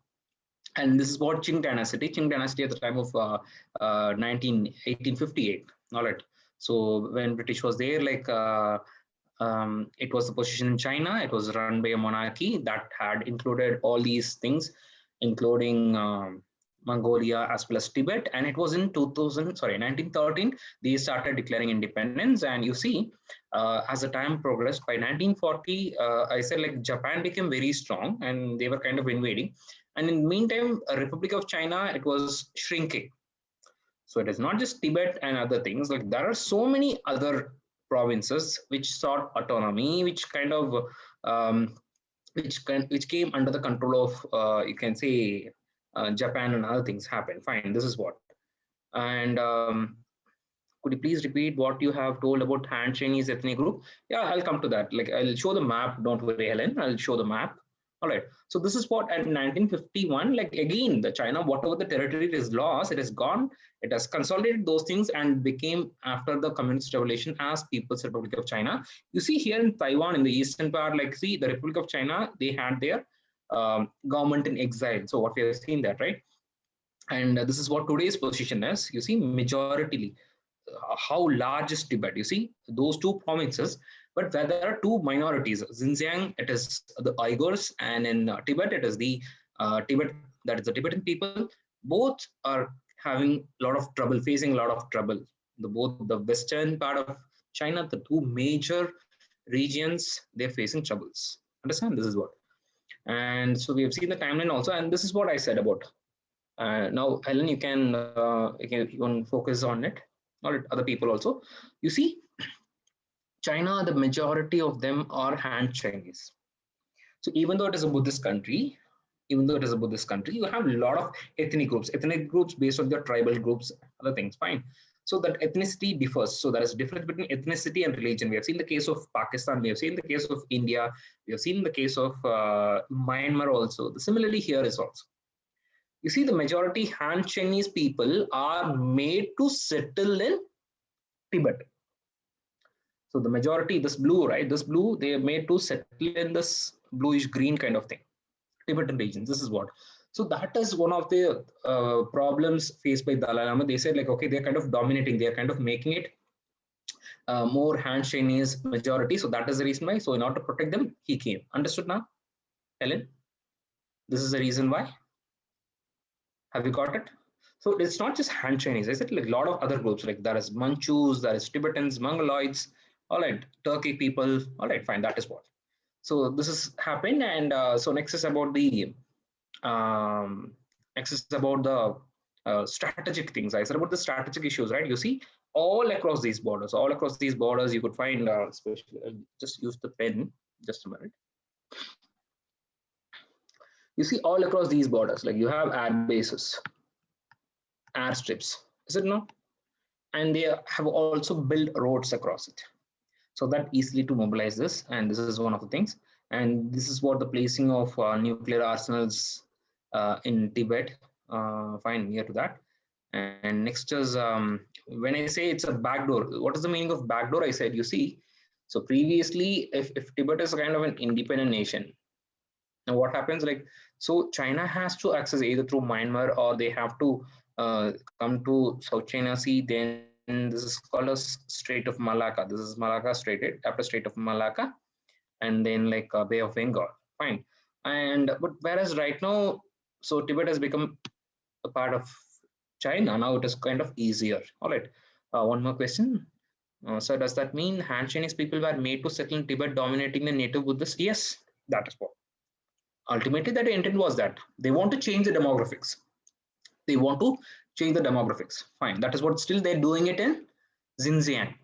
So if you Google out and see that, like what China is doing in Xinjiang, like that is what exactly they are done in Tibet. All right. This is what. And so India's concerns also we have seen. And example like this map, no. See, you could see a lot of problems. Actually, you see like a lot of lines which is called as this McCartney-McDonald line. Also, all right, there are a lot of differences actually, but you need not go in depth as of now. You need not go in depth as of now. All right, so there are so many lines. It's not this. So here you can find this Galwan River. Here it is Galwan River and all, but apart from that, like it's not these McMahon line alone. There is line about McCartney-McDonald line also, but that is not required as of now. All right, maybe in the interview at the time, like maybe we can go through that. Fine. So this is what, and Pongangso Lake is also near to that one. Like this is also the lake actually, but I think this is more like Galwan Valley. China is not happy with the line. China keeps on going southwards or the westwards, like so they want to expand their boundary. That is what. So be it Pangangso, be it Galwan, they wanted it southwards, or in the case of Pangangso, more westwards. They want to expand that. So what is the issue between China and Taiwan? See, China and Taiwan, like it's they say like who is the real uh, controller regime of China? That was the issue. So whether it is the People's Republic that is the communist, or those peoples, that is what. So between those two things, like you see, it was People's Republic of China from Beijing, and Republic of China was there in Taiwan. Now it is altogether a separate country. All right, but that is still tussle between that, but that is not part of not record with respect to India's internal security. I mean, all right, fine. So yes, I'll come to Siliguri Point. Just have some patience, people. This is the Siliguri corridor. All right, this is the Siliguri corridor. So this is the point like in 2017 Doklam, Chubbi Valley. All right, this is what, and this is the Siliguri corridor. So I said this narrowness, this point, the distance is less than 25 kilometers. That is what. So it's narrow, such a small area. All right, so that is what I said it. So have you seen this one? So you can have a large, even a specific larger map also. Natula Pass, near that. So it's also called as what? Chicken's neck. Fine. Is it enough, people? Can I go ahead with the next one? Have you seen it? All right, fine. Fine. This is what, and so this is what I said, like how China influences neighbor. So how China, a small neighbor like Bhutan, they used to, how India reacts to it, how world, other countries reacts to that. That is what. And also they used to, this is what I said about Masood Azhar ban. Like India wanted to ban Masood Azhar, but you see, Pakistan sought the help of China, and they denied that. But after it happened after 4 attempts. All right, after 4 attempts only. Right now, he's in the list. And one more thing, like you see, China also intervenes in multilateral fora. What is the meaning of multilateral fora? India wants to become a member of NSG. What is NSG? Nuclear Suppliers Group. NSG stands for Nuclear Suppliers Group. So Nuclear Suppliers Group means for those people who use nuclear for peaceful purposes, civilian purposes, basically for what? Power generation, nuclear power generation. So that is the group NSG. Now India being like already we had nuclear weapons, like so there is some sort of an, like you can say, sanction was there. But beyond that, like even though he is not a member of NSG, we have agreements with Australia, USA, Canada, all these countries. But India says that like, okay, fine, why officially we'll become a member of NSG, so that like we can get the required technology from every country. We can get the financial assistance, technical assistance also. But the thing is that like uranium, even the material also. But the thing is that China denies that. So China willfully does that. Like, so indirectly, what does it mean to say that like, okay, China is saying that India should be denied NSG because India will use that nuclear material for military purposes. So you see that link, the link is, so even in the multilateral fora, China creates, you see a picture that India is kind of misusing it. Understand? This is what. And this is what the Silk Road is, the ancient Silk Road. Like here it is the China-Pakistan economic corridor from Kashgar till Gwadar port. All right. You see, this is what, like I said, initially they were kind of going country-wise, bilaterally, but now they got it as a regional kind of an pan-Asian, pan-European arrangement. Fine, this is what one question, sir. Was the 1962 war in both Ladakh and Arunachal Pradesh, and did China occupy Oxygen after the war? No. After the war means war is nothing, but it happened just maybe in days only. So we were kind of retracting, but they occupied even before it. They occupied even before that. They had controlled it, but they had retreated in Arunachal Pradesh. This is what. And this is what the Kashgar to Gwadar is the China-Pakistan economic corridor. And one more thing, like so Chinese debt trap, you see, China and this one, you see Maldives. Sri Lanka and Maldives are the most affected neighbors because they are lying on what is called as international sea lanes of communication. We'll see in a short while Maldives. All right. And you see, like India also tried to acquire stakes. India planned for a joint venture with this port. It's called as one of the world's emptiest airport, in fact, the Matala Airport in Sri Lanka. Mattala, Matala Airport, actually. Again, China built that. It's a failure. So India was planning to do a joint venture because if Hambantota port is used as a navy base, we could use this as an air base kind of a thing arrangement, long-term goal. I mean, but the thing is that after the change of regime, right now you see they have cancelled, they denied this joint venture, the proposal, and also right now they denied. You see, last few days, a lot of things happening. They have like cancelled this East Container Terminal in Sri Lanka, and also they have paid the debt, like 400 million debt currency swap arrangement. They have immediately paid also, kind of foreclosure. So we have to keenly wait and watch what happens with respect to political stability. So we are discussing about this political stability, right? So if Sri Lankan regime is kind of pro-Chinese, again, that's kind of danger, and we have to face from south more than coastal smuggling.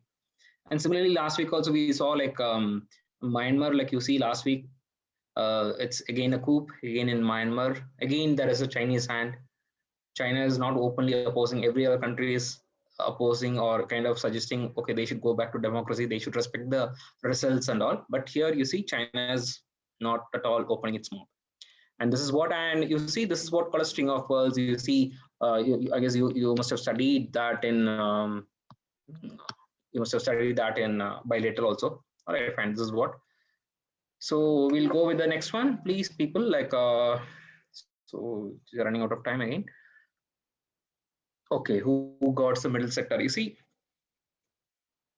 India, excuse me, India, China, the border is guarded by primarily by army. I said this is an important issue, right? So why? Because like these de facto lines or temporary ceasefire lines, they primarily guarded by army along with ITBP. Along with ITBP. What is ITBP? Indo-Tibetan Border Police. Army people along with ITBP, Indo-Tibetan Border Police. All right.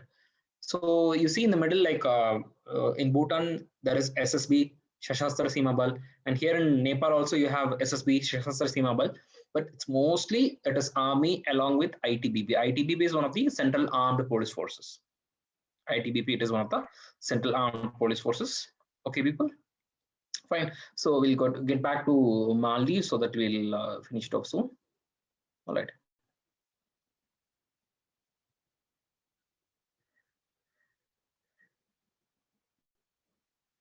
So why the border is not guarded by Indian Army before accession annexation? No, it was.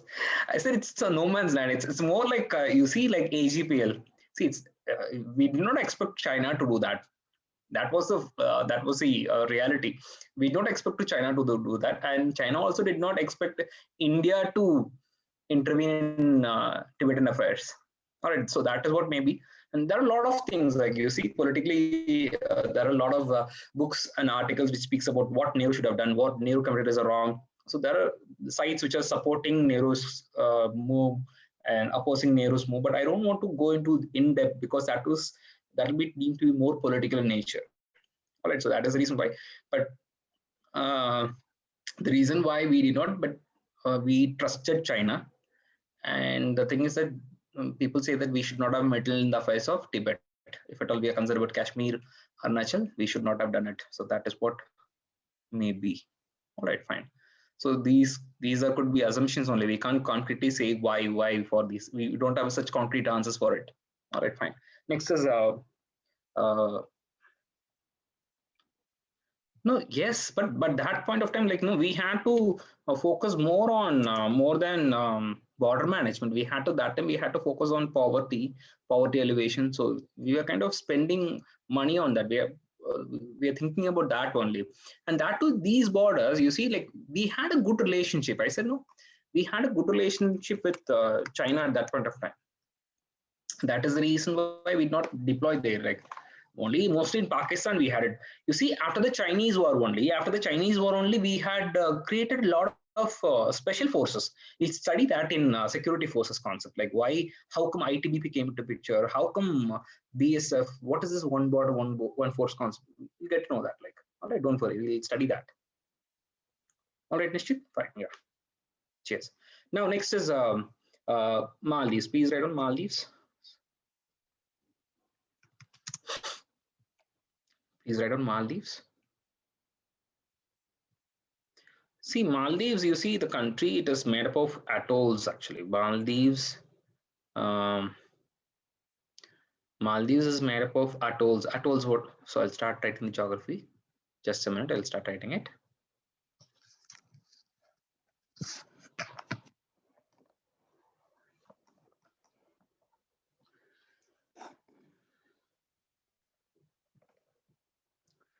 So first we'll study the start with the geography as such. You see, more or like Sri Lanka, India,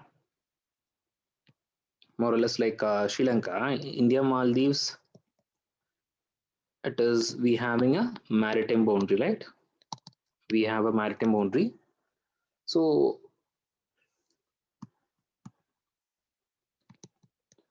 it was the oceans which are sharing the thing, maritime boundary. That is the maritime boundary. Here it is Indian Ocean.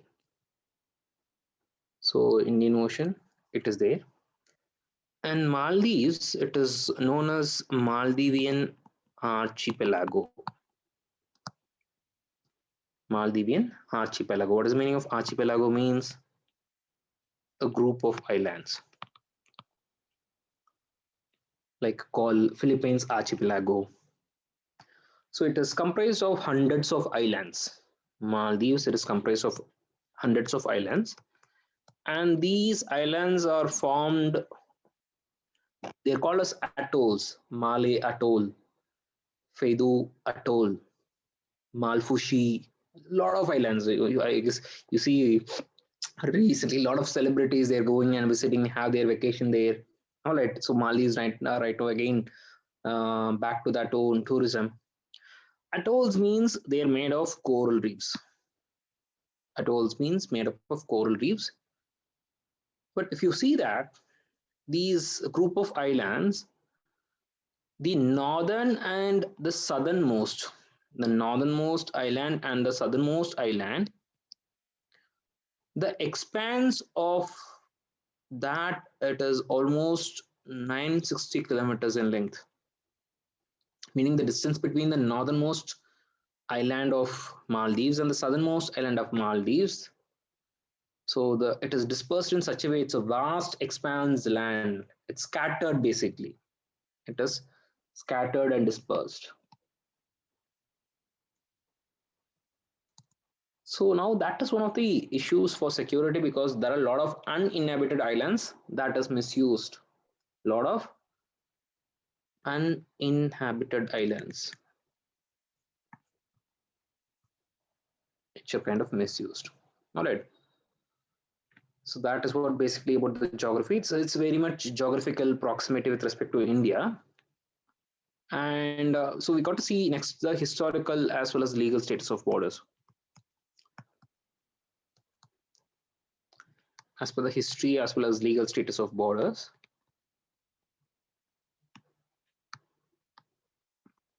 you see this India, Maldives as well as India, Maldives, Sri Lanka tri-junction, that international maritime boundary line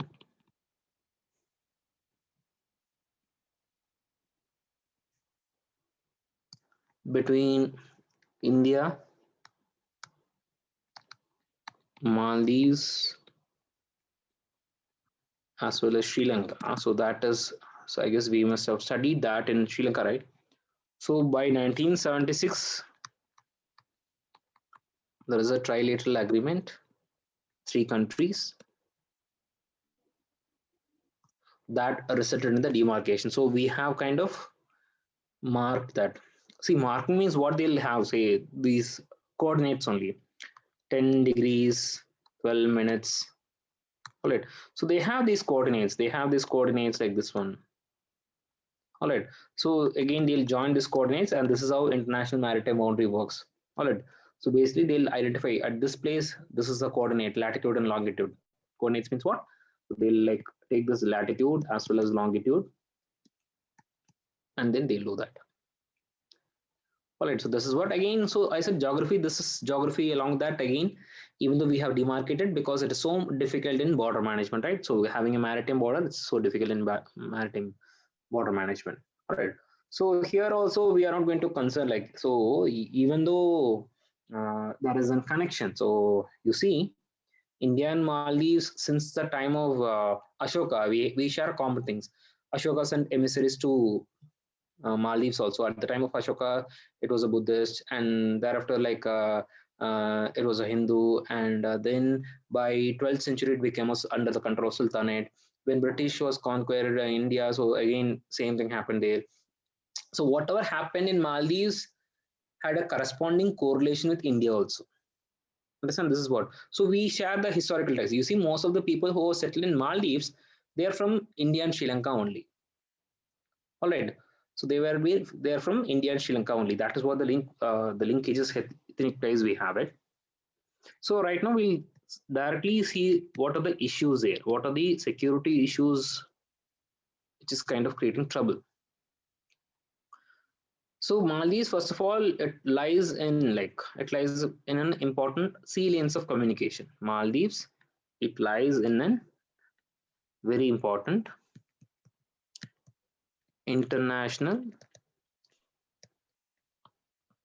sea lanes of communication. So what is the meaning of international sea lanes of communication? Means it is a very important transit point. It is a very important transit point. Meaning, like you see, Indian Ocean region is an important place for shipping, is it not? For oil and other goods. All right. So in terms of volume, in terms of value, that is money, it's a high value as well as high volume shipment is happening there, and that is the reason why we are more concerned. We are more concerned about pirates, piracy, especially the Somali pirates who most often attack the ships and then take away the goods, demand money. All right, this is what. So this is very much general, but we are going to see specific issues. The specific issue, point number one, is about the political instability that is creating a lot of trouble. The political instability. All right. See, political instability,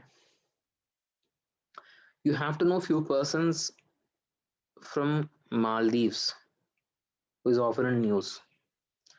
One is Gayum. One is Gayum.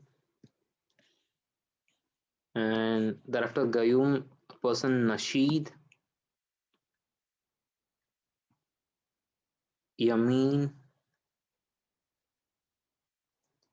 and then right now you have Muhammad Ibrahim Soleh. Muhammad Ibrahim Soleh.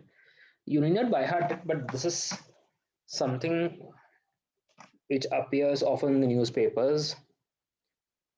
Maldivian politics is known for instability, upheaval, coup, etc. Attempted coups. But the political instability here I'm speaking about it, you see again more or less like China, sorry, not like China, like Sri Lanka, like Bangladesh, like Myanmar and Nepal, where there is a pro-Indian party as well as pro-Chinese parties. Pro-Indian, pro-Chinese regime. People who support the India, people who support Chinese. and it's very much vocal than in any other part of South Asia. You see, Gayoom is considered to be neutral at his point. So he was ruling from 1970s till 2006 or 8, I guess. So he was largely neutral. And Nasheed, even though he was neutral, he became a pro-Indian. So he is right now considered to be a pro-Indian. Whereas Yamin, he is considered to be a pro-Chinese.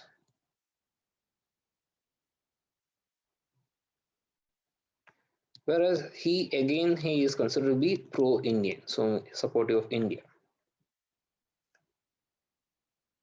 Now, why this is very important? Because how these things happened, we have to see from the Chinese perspective, because only if we know the second problem, that is Chinese influence, we'll have a fair idea.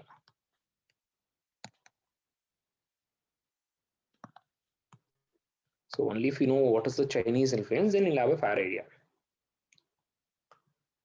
See, under the Chinese influence, you see, China, first of all, it establishes a diplomatic relation with the country. So for any relationship between any two countries, the first they should establish what? A diplomatic relations. So once they establish diplomatic relations, soon after they go for economic relations also. Soon after China, they'll go for economic. And once they establish economic relation, they go for thirdly military relations. They go for what? Military relations. And this is what happened in the case of Maldives also. You see, China till 2009 it did not have it, but only in 2009 China established a relationship with Maldives. First time the diplomatic relationship was established in 2009 only, formally kind of embassy in China as well as and Chinese embassy in Maldives. It happened only in 2009. You see, later, once this is done, China started its economic thing. So once this is done, China started its economic thing. So what exactly it did? China entered into a free trade agreement. China entered into a free trade agreement.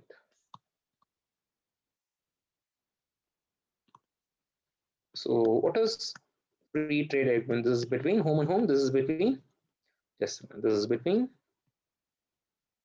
China and Maldives. You see, till 2009-10, like India was establishing a good relation. India was supplying waters, India was supplying essential products. In fact, most of the Maldivian economy, apart from this tourism, the export and import, the trade was with India only. So India was a first responder of any crisis, be it water crisis or be it like there was an attempted coup in 1980, 86, 88. So we had like helped them to avoid that. You see what happened because of this free trade agreement between China and Maldives. Can the Indian goods able to compete with them? So now what happened after the free trade agreement between China and Maldives? Now what happened? India and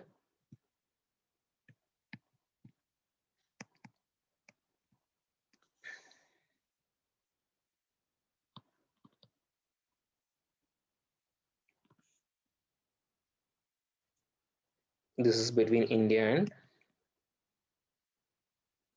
Maldives. So India and Maldives had a preferential trade pact or an agreement from 1981. This was signed in 2014. But you see, after this free trade agreement, this was kind of nullified. This was kind of nullified, meaning what? It practically becomes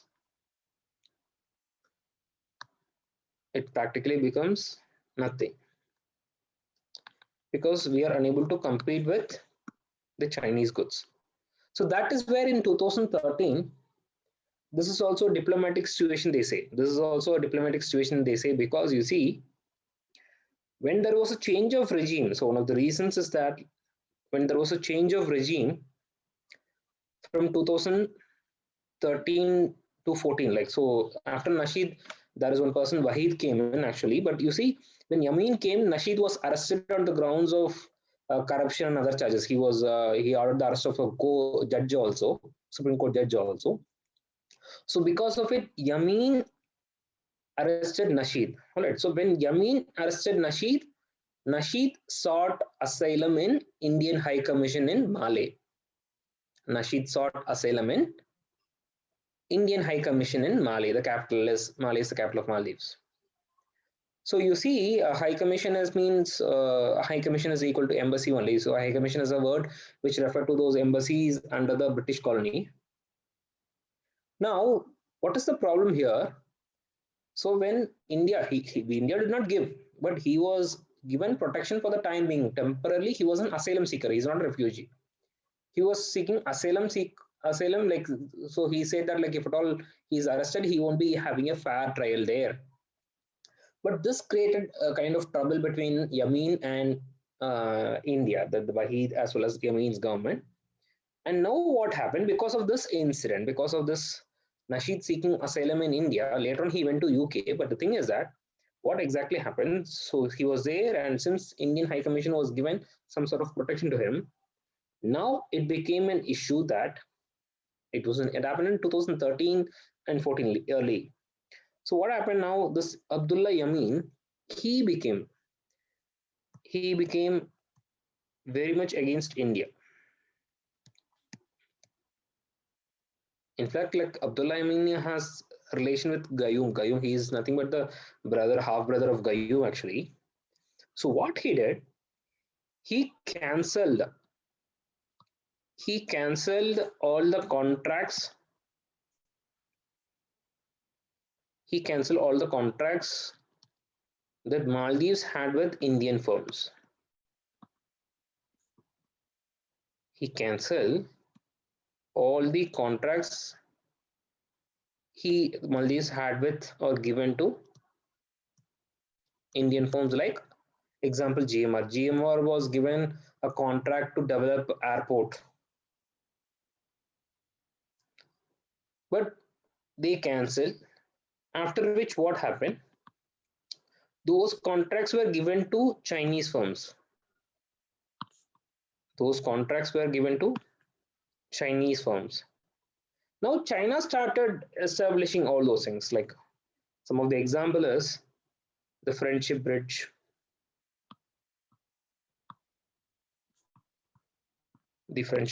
between,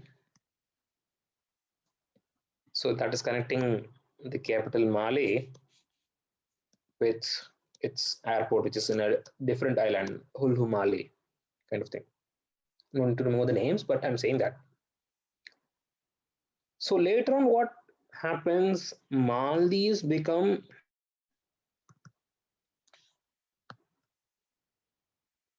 part of Belt and Road Initiative. Maldives become part of Belt and Road Initiative. So China now, they started investing millions of dollars. China, they started investing millions of dollars. So India is out of the scene. But now the position has changed. All right, we'll see that. So once establishing these economic relations, now China moves into the military relations. So after doing this diplomatic and economic, now China moves towards its military relations.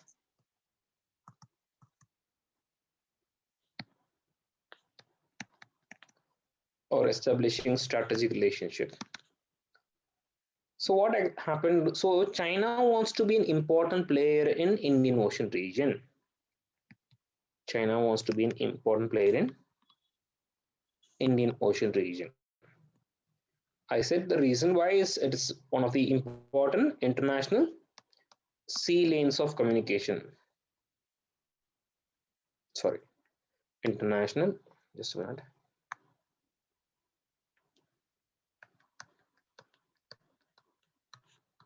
Maldives and Sri Lanka, they lies in international sea lanes of communication, which I already mentioned, right? So, for example, you see on the west, you have this Strait of Hormuz, and east you have Malacca Strait, Gulf of Aden, all those things are there. Now here, this in between that, it is Maldives. So it is carrying oil. So you see through this one, like through this one, it's mostly oil. So from China and India through that, like to Europe, it is mostly the finished goods. So basically, Maldives is a toll gate. Maldives is a toll gate. Maldives is a toll gate between these two regions. Maldives is a toll gate between these two things. So that is the importance why now China wants to put its hold in Maldives. China wants to put its hold. So what China does? China does few things. Number one, China often conducts this military exercises, but right now it is not there. All right, so they used to bring Chinese warships. China used to bring warships, but these things are protested. So these things are contested and protested by India. Oh, because India being a key player in Indian Ocean. So if anything such things happens without the knowledge of India, so that is kind of you see suspect like that. That makes India suspect like what is the intention, motive of China, right? That is what. So big, but despite this protest,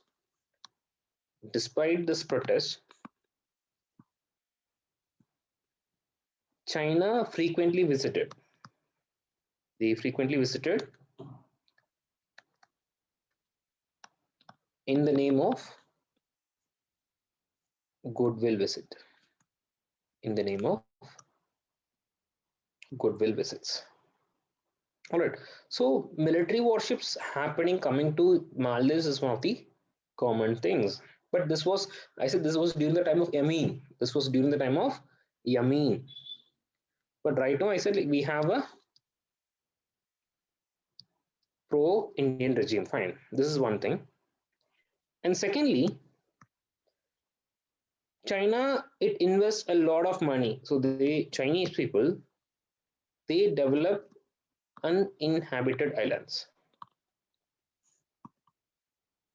So there are a lot of islands where there is no human people settlement. So they kind of develop. So even though it is in the name of tourism and infrastructure, so they have taken few islands. But the case is that there is a possibility of what we have seen, no? Places turning into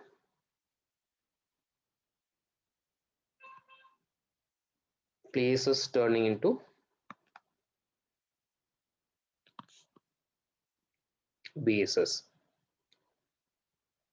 All right. So this is the second of the reason. All right. And third, like as a part of this one, military strategy is like not military, like as part of economy also you can say. So what I missed is Chinese debt trap.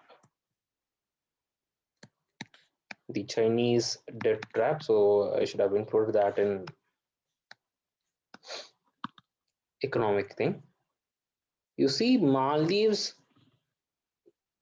out of the 100% of external debt, more than 70% of the external debt of Maldives, more than 70% of external debt of Maldives,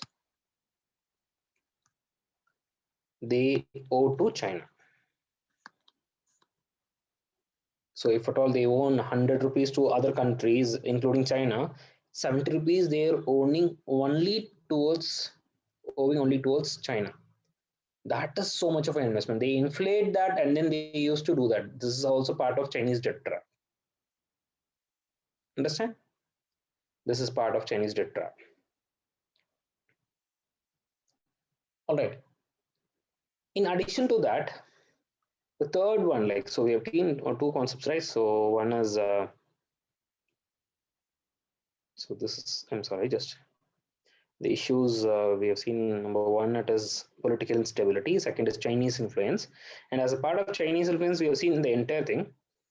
All right. And the third one we have to see next to Chinese influence is the growing Islamic radicalization.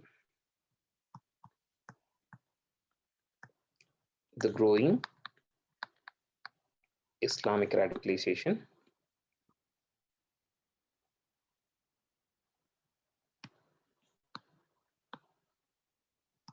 All right. You see, Maldives is a small country. Population is approximately 5 lakh only. It's a very small country. The capital is very small. And you see, that will be the country which will first submerge if it is happens because of the rising sea level. That is the country capital which will submerge first. And that is the reason why you see Maldives had an arrangement at the during the time of Nasheed. So Maldives has an arrangement with Sri Lanka and India. What is the arrangement? So in the case of submergence of Maldives and islands, so what is technically called as the climate refugees, people who are forced to move because of the climate change. These people, they will be settled. They will be settled in Sri Lanka and India. So this was done at the during the times of Nasheed. All right. So if there is movement of people because of the submergence of islands, they would be relocated or resettled in India and Sri Lanka. That is what the kind of arrangement is. But you know what happens right now after ISIS? Right now, I'm coming to this Islamic radicalization. The first is about related to ISIS, Islamic State of, just ISIS is the right one, Islamic State of Iraq and Syria. What they want, you see, there is a huge number of recruitment for IS in terms of percentage. In terms of percentage, not in absolute numbers.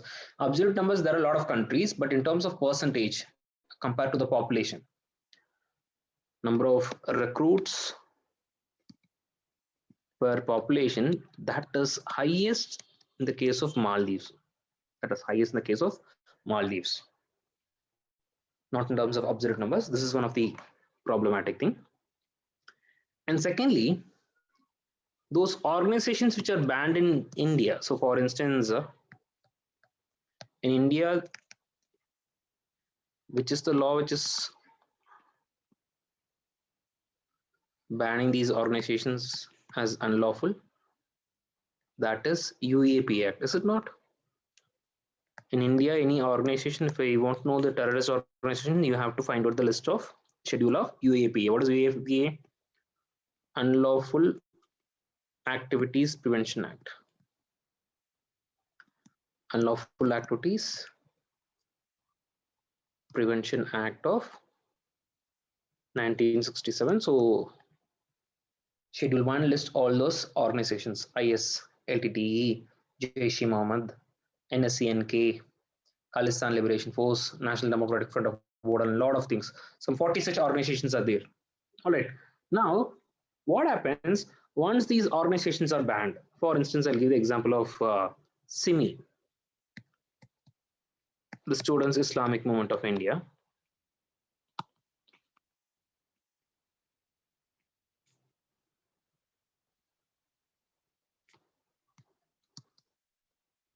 And like IM, Indian Mujahideen.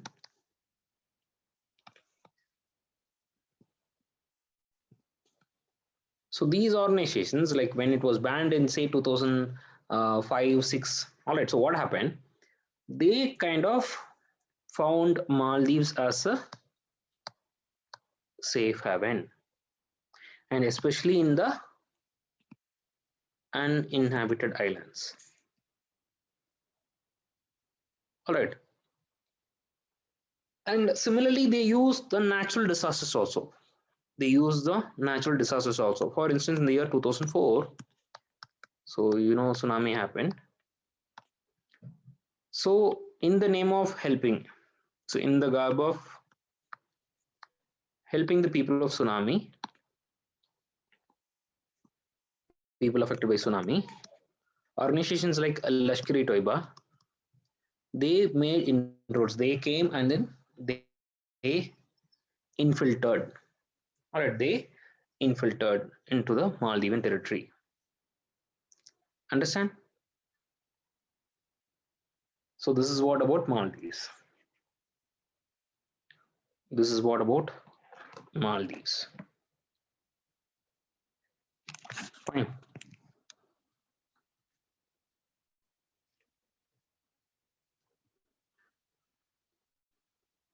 Fine. So any doubts you have, people?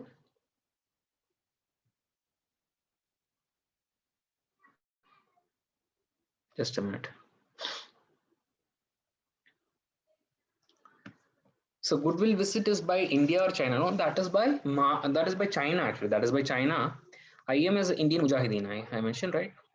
Indian Mujahideen. Indian Mujahideen. That is all right. See, friendship bridges. They named friendship bridge means like they denote like okay, India, Maldives and China having a great friendship. So that is between this one. Like maybe I'll play a video. Just a minute. Like if possible, I'll play that. Like just a minute. Just give me a time.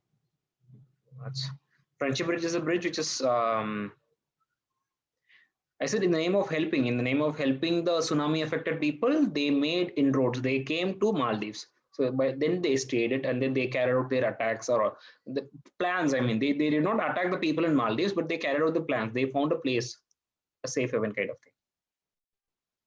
thing. So friendship bridge is the bridge which is between that I said no, Mali and this airport which is in Hulu, Mali. Like I'll just show that. And with respect to yes, now Indian backs are again like after like Solek came in, he did not cancel all the contracts, but again Indian firms have been given an opportunity right now. Right now they're given opportunity. Just a minute, like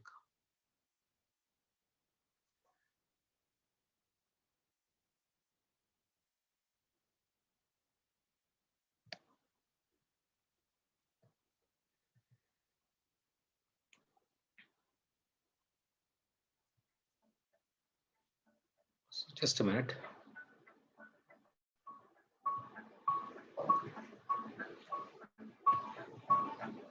People able to see now? Can people able to see? Okay.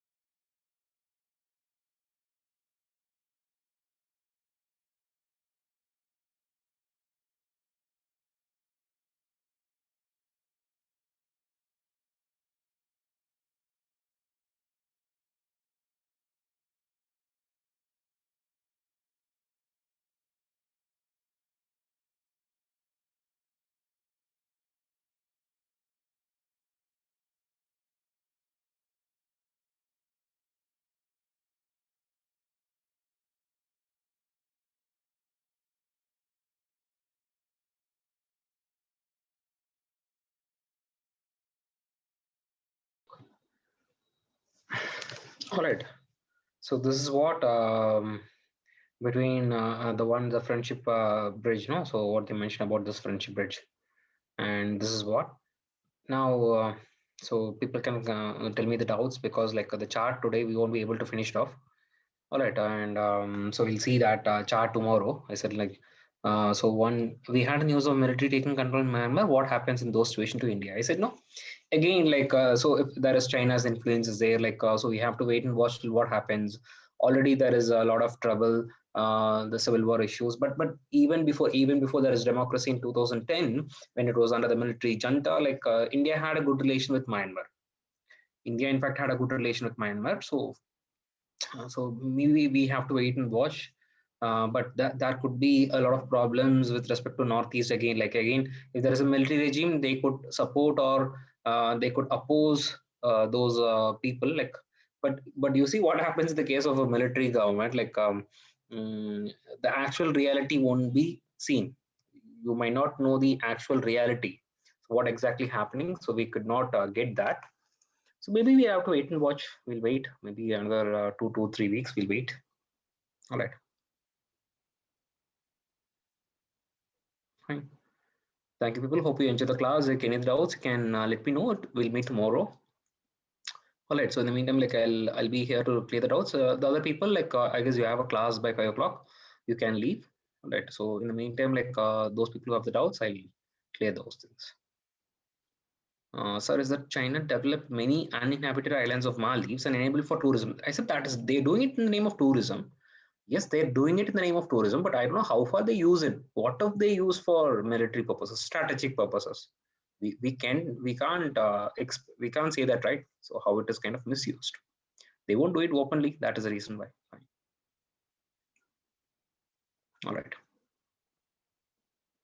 All right, people. Okay, thank you. What you want? Social life, China geography. Slide or the PPT, you mean, like the power one note thing. India's observer role in Indian Ocean region would strengthen the position. Yes, I said it's already there. It's already there, but the thing is, that is not going to be so much effective. So having China is like, see, you should compete with the Chinese muscle power, that is money power, basically. All right. So when you compare that, like being an observer, like so, I know. Sorry, I mean to say that like we can't do anything when China does anything, like especially anything. It may be on land, it may be on ocean also. We are trying best. We are trying our best to have a control. But if China does it, like we don't have any other options. We are strengthening. So you must have heard about this Quad thing on all right countries: India, Japan, Australia. First, the screen means which one? Which one? Like I mean the note one note thing. Okay, okay. Just a minute.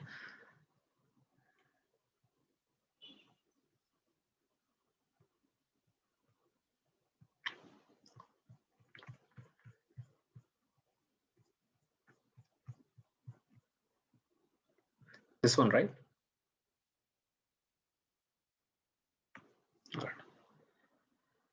Okay. Thank you, people. Have a nice day. Enjoy. Other doubts?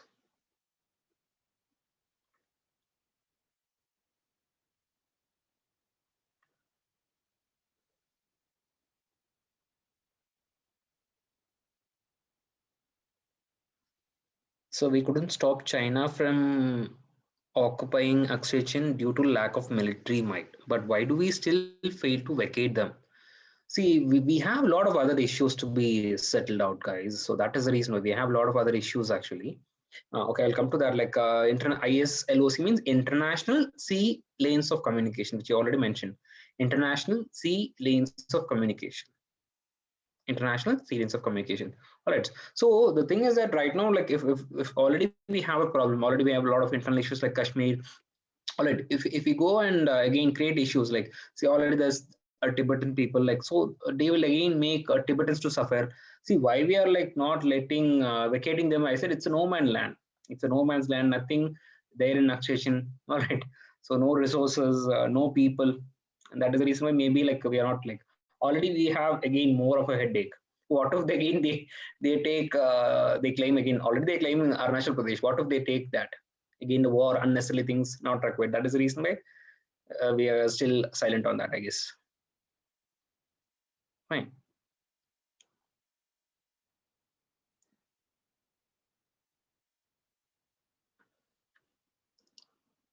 So all right, people, any other doubts you have? Can we wind up then?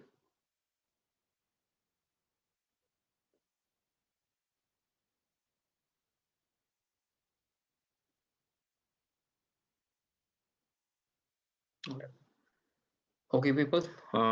So see you tomorrow then. Take care. Stay safe.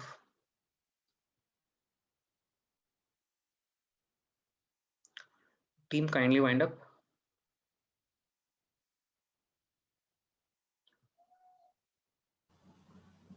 Sir, okay, sir?